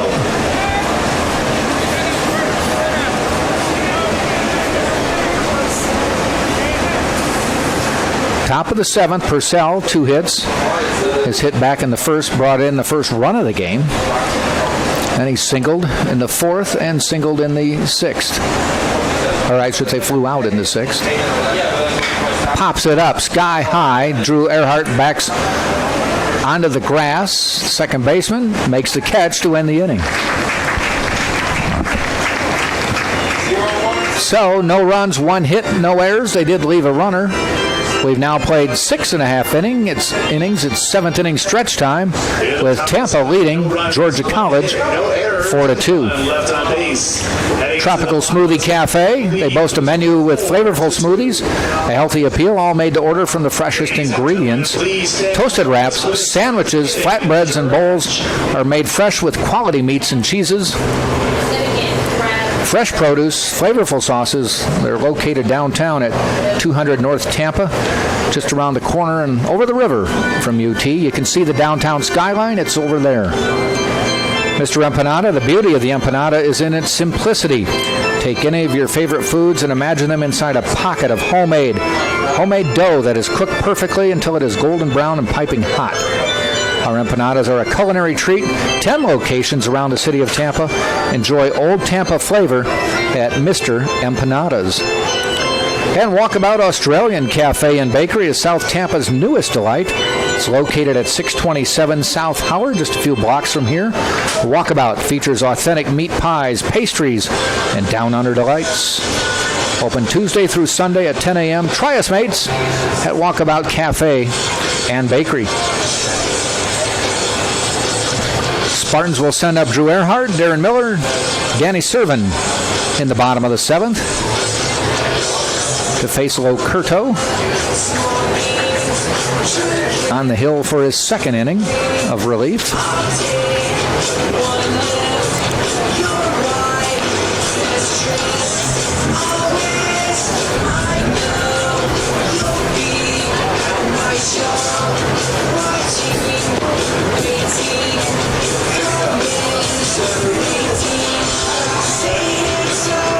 Lacrosse team with a big win over Queens College this afternoon here on the UT campus.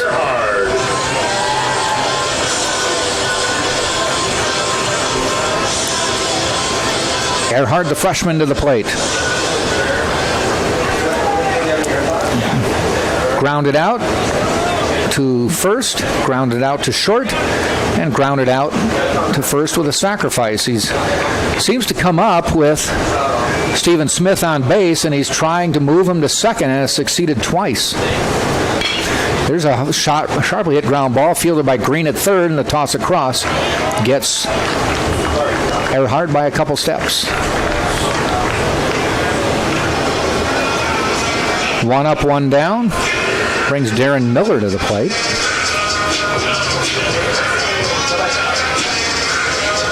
Now batting third baseman, number 10, Darren Miller. Miller with a base hit and an RBI. Lined out sharply to center field after that. And then at a double to right center that drove in a run last time up. That one hit at the base of the wall in right center. And that was run number 4 in this game for Tampa.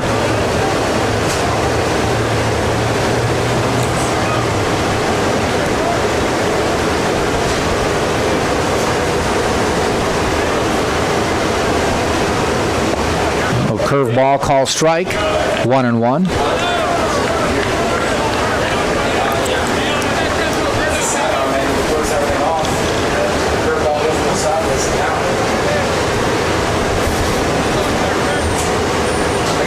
And the 1-1 pitch.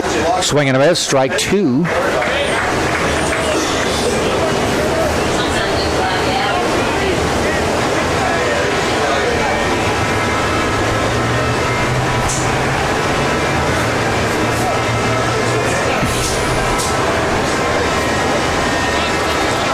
And the 1-2 pitch from Locerto. Outside corner, 2-2.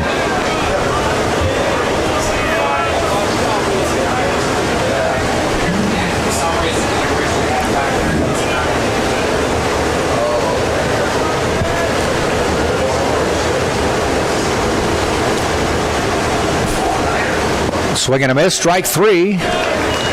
So Darren Miller goes down. And it will send Danny Servin to the plate.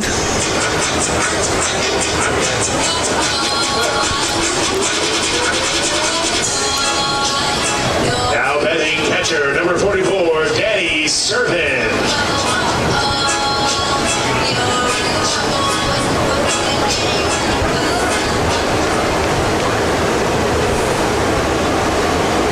Servin so far today, 0 for 3. Ball inside.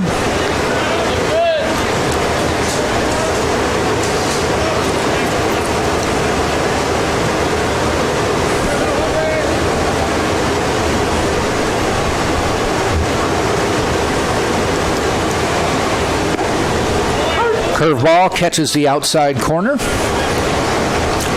Move from the middle of the plate out.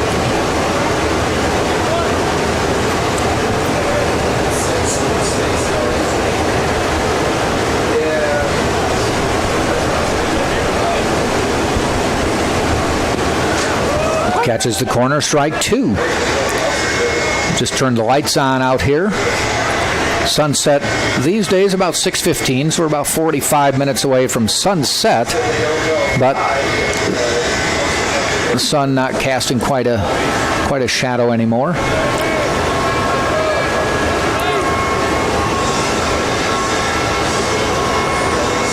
That one's hit out into center field, still going back near the track, and making the catch is Maddox for the third out of the inning.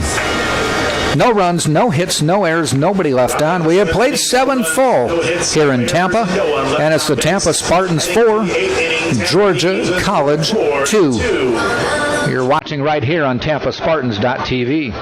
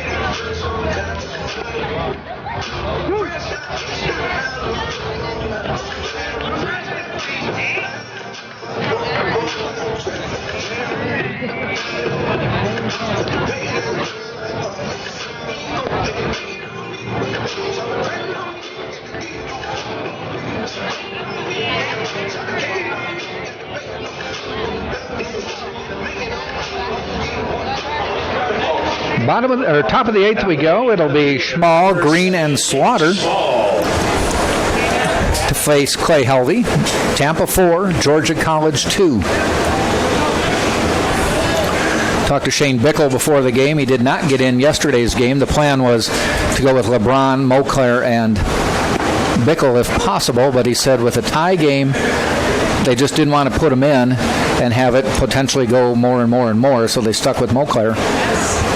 Eventually lost the game, but it's setting up anyway setting at this up for moment. Him to come in the game. He's walking down to the pen right now. If the Spartans are still holding on to this lead in the 9th, you will see Shane Bickle. Helvey in there now. 1-1 to Schmall. A little bit inside. Schmall hit into a double play, lined out to center, or to left, I should say, and walked his last time up.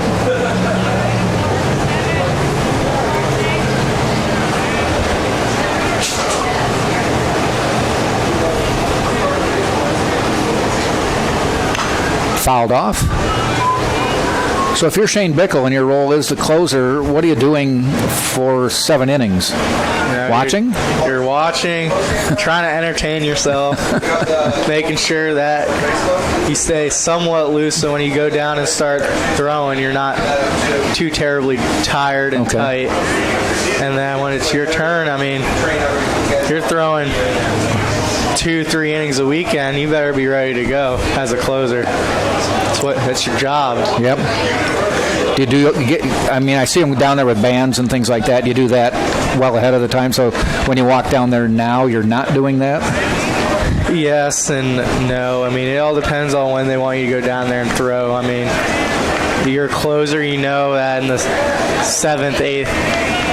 7th inning, you should be heading down there and ground ball to Golly in the dirt to throw, and Bragg cannot make the scoop out of the dirt, serving backing him up, so Schmall stays at first. Start loosening up around the 7th inning because they could need you for a long save. Like, as you see, Bickle's already starting to get hot a little bit.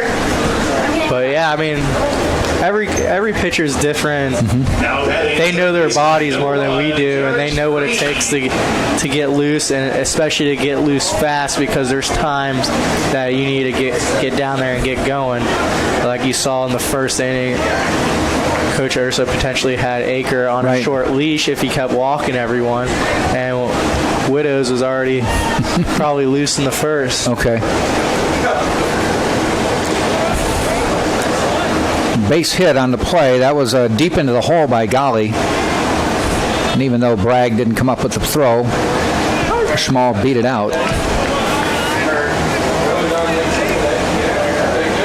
So leadoff runner to first. Garrett Green at the plate.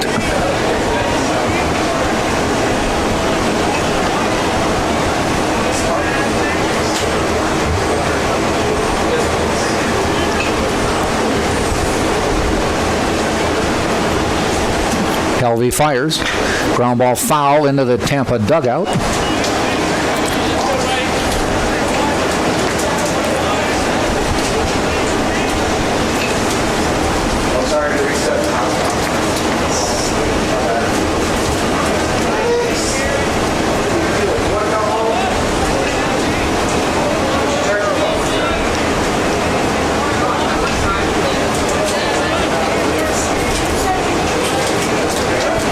And the 0-2 pitch. A little bit low.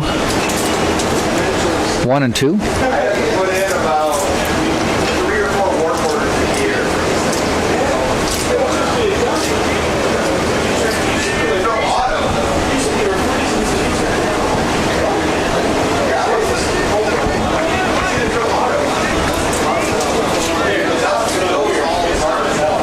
One ball, 2 strikes. Schmall on first for Georgia College.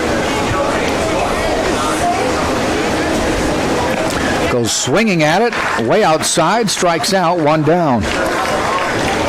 Caleb Slaughter walks to the plate.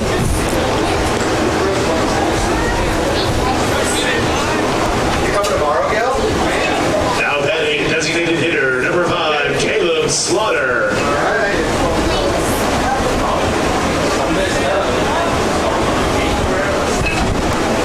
Slaughter came in as a pinch hitter in the 3rd. 2 at-bats, struck out twice.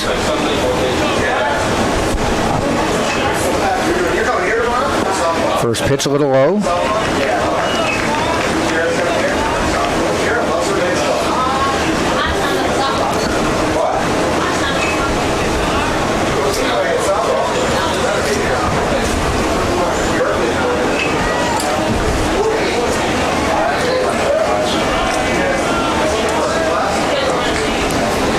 And the pitch. Ground ball headed out to Golly. Nice hop, shovels to Earhart. The return in time, double play. Inning is over. The old 6-4-3 gets the Spartans out of that one. No runs, 1 hit, no errors. Nobody was left after that. And we've now played 7.5, and it is Tampa 4, Georgia College 2 right here on TampaSpartans.tv. Leads with a score of 4-2.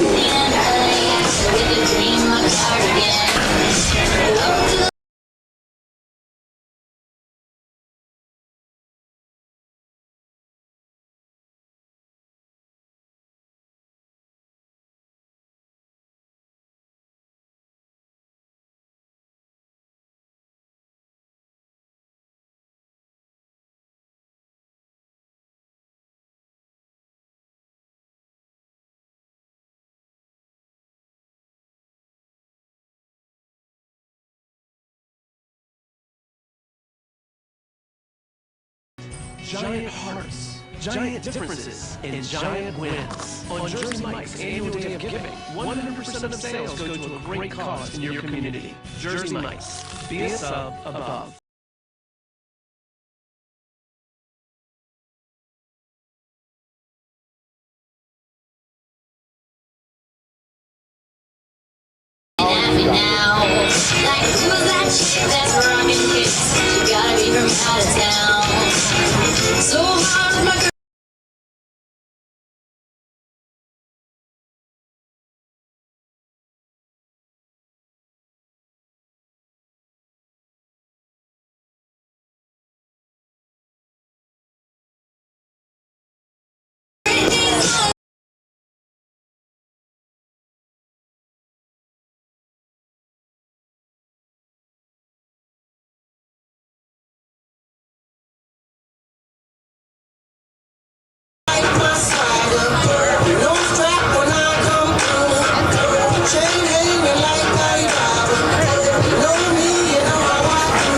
Bottom of the 8th we go. Harrison Bragg to lead off for the Tampa Spartans. Bragg with a monumental home run back in the first inning. Drove in 2, his second home run of the year. He has since flown out to second base and flown out to third base. Swings and misses from Locurto. Right now, his home run, the difference in this game. Gave the Spartans a 3-1 lead at the time.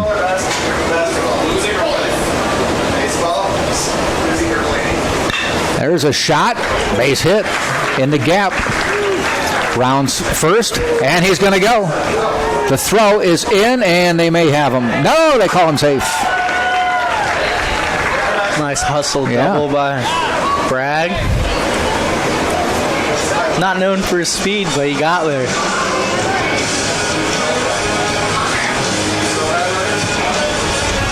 Would it be aggressive? Yeah, Jason Eller wants to discuss the call at second base. It was close. I think it was the right call. He put the tag on the back of the base and he touched the front of the base. So good call by the umpire. Umpire was right there, and so no argument here. It just looked like it was going to be close.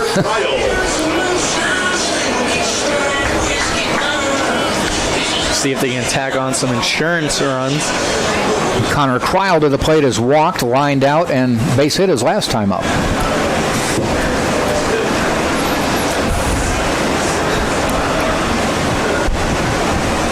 The lefty waits. Gets a ground ball. Fielded but foul.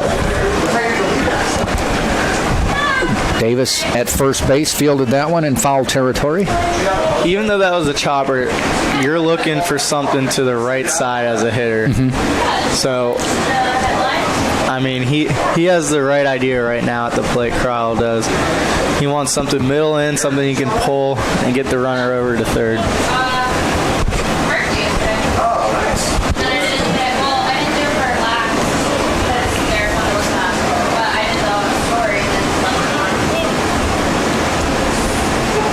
And the pitch. It's a fly ball. Heading out towards center for Maddox. Bragg may have a chance to tag. Does. Is not going to go. And he might have been about halfway there by the time they relayed that ball. Not very deep. Chris Gaffney coming to the plate for the Spartans. Pinch hitting for the Spartans, number 17. It'll be pinch hitting for Kyle Codoletta. Gaffney started a lot at catcher last year, but had some, was it a back issue or an elbow? He had an elbow issue in the fall, got surgery on it. Not Tommy John. But just think some surgery. Bones, some bone spurs in the elbow, and he was out all fall, so. Trying to work his way back. Get some of that playing time again. Yep. This is only his third at bat.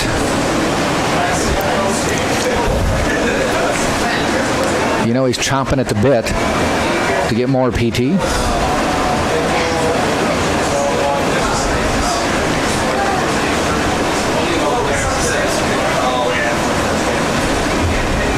look back at Bragg. Gaffney calls time.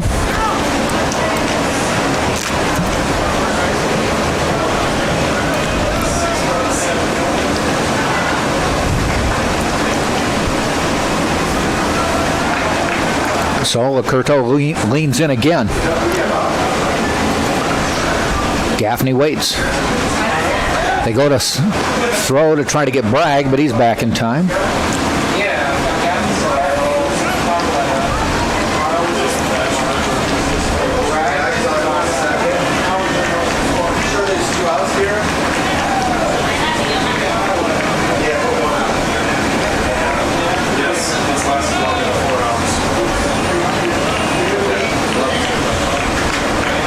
And the 0-1 pitch.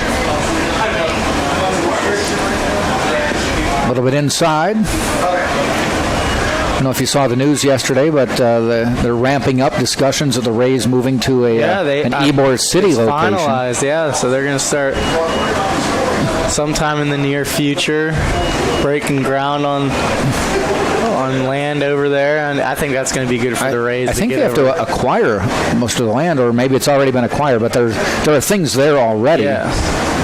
Housing. There's a ground ball through the middle. Gaffney with a base hit. They're going to send Bragg. Here's the throw. It's going to be cut, and Bragg scores, and it's 5-2. Chris Gaffney's first hit of the year is an RBI single. That's a big one right there. It is.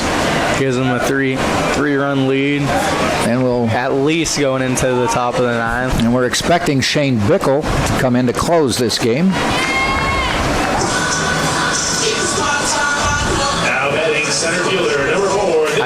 I think if they're able to scratch out maybe another run or two. Gaffney to score. Another run or two. We might not see Bickle till tomorrow. Save him for a more precarious situation. Mm-hmm.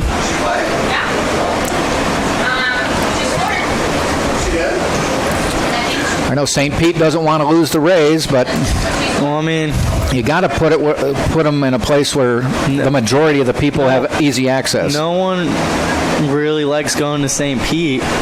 Nothing against St. Pete. No one really likes going over there for. It's just harder games. To get to. They haven't sold out. They haven't had a sellout crowd in years. Yeah. Even at when they were in the World Series, they didn't have a sellout crowd. Yep. I just think Tampa overall is a better area for them to be at. Well, the population center, unfortunately for St. Pete, is over here. Yeah. Tampa is an up-and-coming city. Yeah, Southern Pinellas County is not the population center. It's a nice place. We love St. Pete. Yeah. We love the beaches over there. We live in Pinellas County, northern Pinellas. A drive here would be about the same as us going to the Trop. And yes, it would hurt businesses, but it's happened before with other franchises.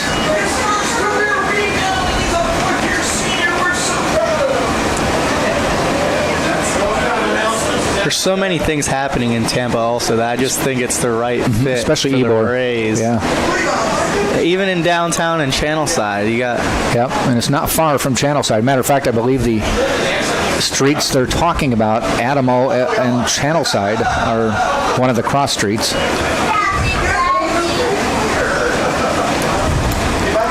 It'd be nice if they had like a retractable roof too.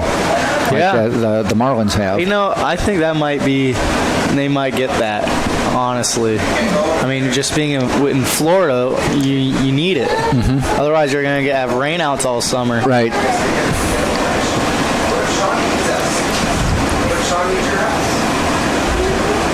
There's a strike. I think that's the way that all pro teams are eventually going to get to with the retractable roofs and stuff, so there's not as much cancellation. Well, you know, the Brewers built Miller Park about, I don't know what it is now, 15 so years ago. There's a ground ball, third base foul. And they weren't worried about rainouts necessarily. They said, we want to be the state's team, and we want people from 100, 150 miles away to say, I can come to Milwaukee and they're going to play in April. Yeah. Or October. Or now I have to worry about the snow or rain. Yep. You know, some of those early days, cold weather, I covered Brewer games when it snowed on opening day.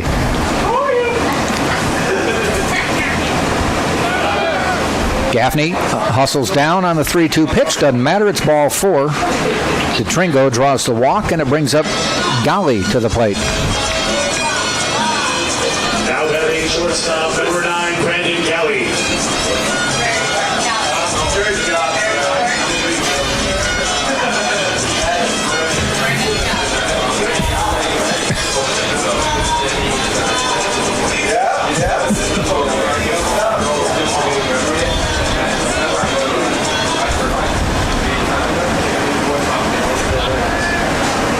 Golly to the plate with runners at first and second, 1 out.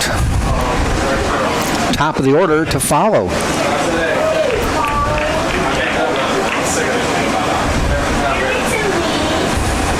Ground ball rocketed foul.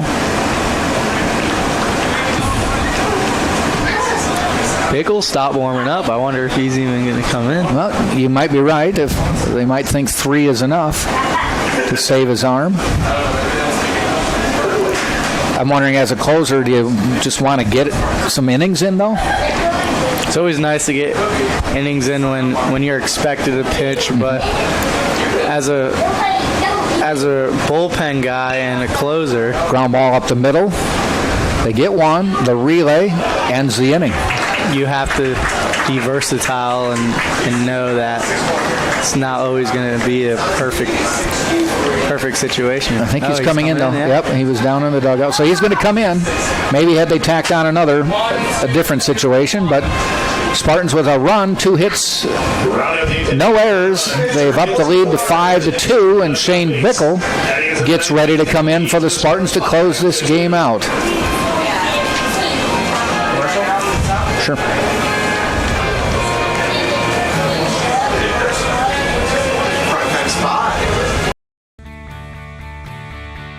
This is the University of Tampa.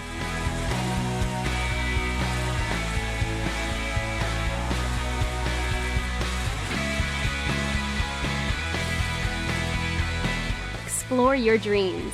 Discover your talents. Get ready to invent, innovate, and be a leader. This is the University of Tampa.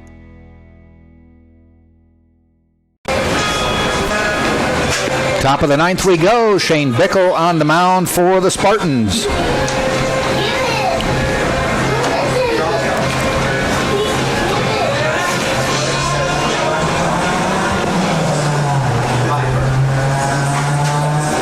Bickle coming in for his second game of the season. Has an 0-1 record. He got kind of caught in the crossfire of that second Bentley game last week. Came in the 9th and ended up going 10-11 and took the loss in that game. Gave up only 2 hits in 3 innings, only 1 run. Walked 2, struck out 3. If I remember right, there was a throwing error that led to the run scoring. It was an unearned run.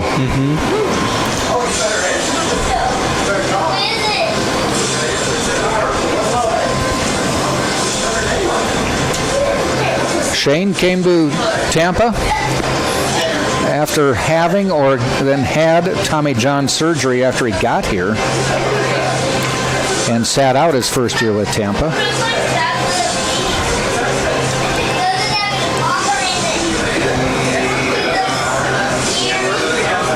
He's from Palm Beach, Florida. He's a senior. Played at Ole Miss. Got in 12 games, had a 3-1 record. As a sophomore, he attended Palm Beach State College, went back home, went 5-1 in 11 games. Struck out 45 in 48 innings. And last year, after sitting out his first year here, appeared in 22 games and has a 7-4 record with 5 saves. First pitch fouled off by John Davis.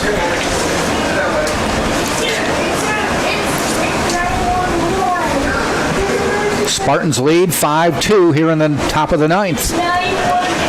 We will be on the air tomorrow with a noon game. to wrap up this series. Took a little off that, call strike.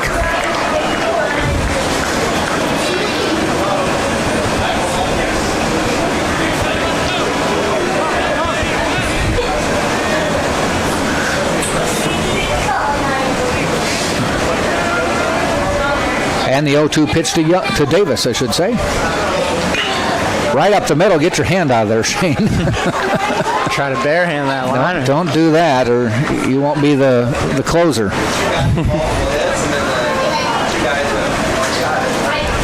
I know it's a reaction. It's hard not to do that. Pinch hitter coming to the plate, replacing Young. Number 16, Mike Warren coming to the plate, a senior outfielder from Atlanta, Georgia. Played at Armstrong State University first.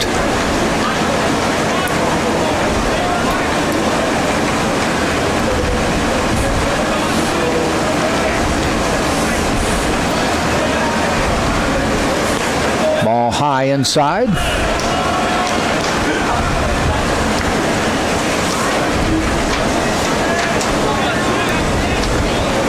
Warren, so far this year, 5 at-bats, has yet to scratch.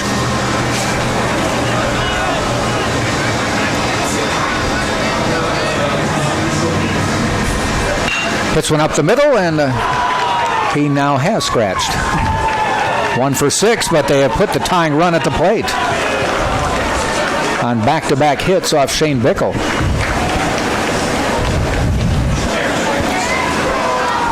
Danny Servin out to talk.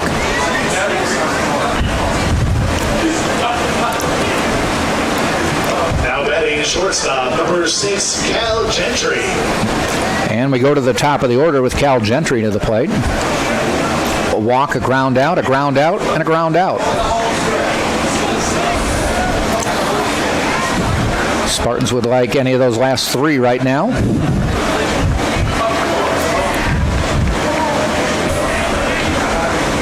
First pitch, nice curve, call strike.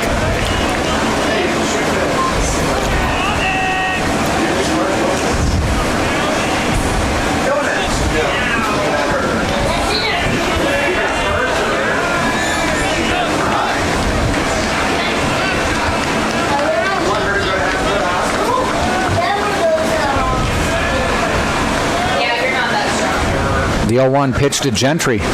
He fouls it off, strike 2. Sun starting to set here in Tampa.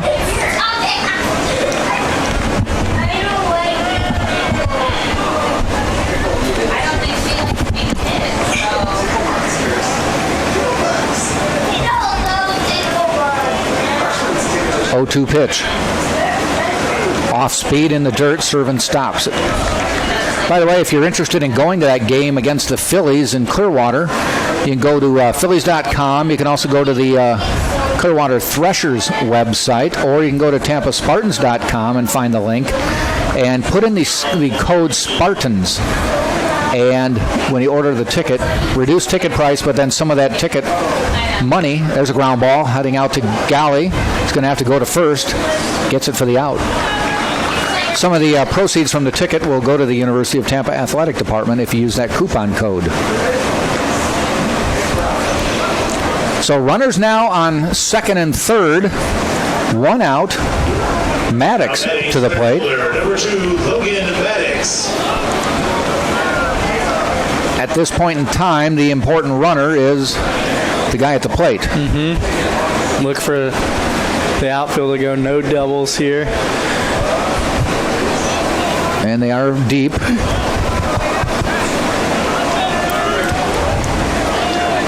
Concede the run if you can get the out.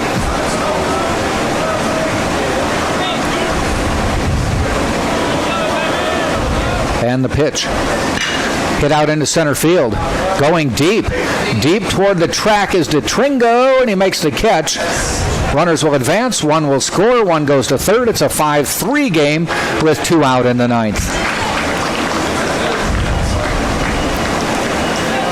We got the story yesterday that Nick DeTringo, a catcher on the team normally, when they needed the outfield with Richie Rivera getting hurt, and they just asked him if he'd be interested, and he said, hey, whatever it takes for the team. Well, yeah, he normally plays infield. Infield. Yeah, and I was talking to him before the game yesterday and just talking it up a little bit about center field, and I asked him when the last time he played center was. He said about 7 years ago in travel ball. He's playing well. Yeah, he's doing well. I just told him, remember, just be aggressive and control the outfield. And, I mean, he's held up his end pretty well for him so far. Wesley Womack at the plate now with 1 ball, no strikes. Shot down the line. Bragg knocks it down. And there he does, keeps it from a double. But Womack's on, and it's a 5-4 game. But Bragg did what you're supposed to do, and had he fielded that, they might have had to play it first with Bickle covering, but it was sharply hit, and he did the right thing by knocking it down. That ball went past them. They got a runner in scoring position. Yeah, maybe only on second. Yeah. But no, DeTringo's doing really well out there, and I mean, it's his speed. He's able to cover some ground, even though it's not a natural position for him. Mm-hmm. I mean, looks good though. He's not hurting you out there, which is a good thing. And when Rivera comes back, it'll be an easy transition for him. They're not making too many moves at once. Mm-hmm. Sam Militello out to the mound to discuss how to pitch to Purcell, the catcher, who has 2 hits already today and has made contact every time. Singled in the first for an RBI, singled after that. Then he flew out to right and flew out to second base, shallow right field. Tying run on first. If you do the math, that's 270 feet away, which is almost a football field sprint, almost 100. It's 90 yards.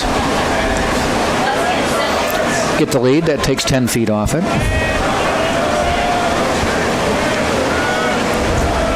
Purcell to the plate. He's 2 for 4. Bickle out of the stretch. First pitch, called strike, outside corner. 5-4 now, though, as Georgia College has plated 2 here in the 9th. And there's that insurance run that you got in the 8th. Ended up being big. Ground ball. Oh, Miller dropped it. Line shot to Miller. He's going to try the throw. And he beat it out. Wow.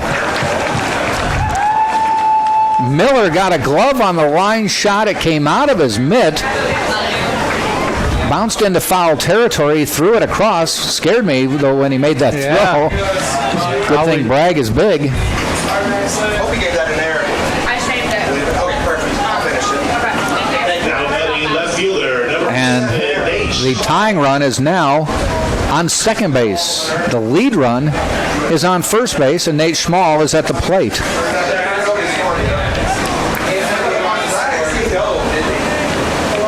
They're calling it an error on Miller.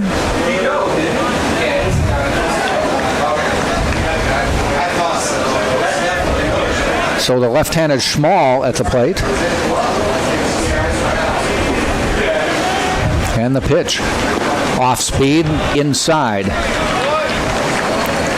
So Georgia College trying to mount a rally here in the 9th.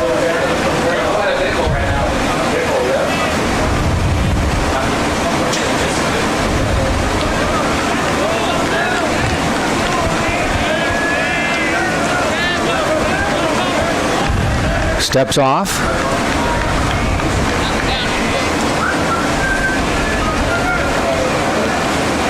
Womack on second represents the tying run with 2 outs. Bickle into the stretch. And that is hit fairly deep. Going deep is Kreil near the warning track. And he makes the catch to win the game. That's as long an out as you can have to end a baseball game.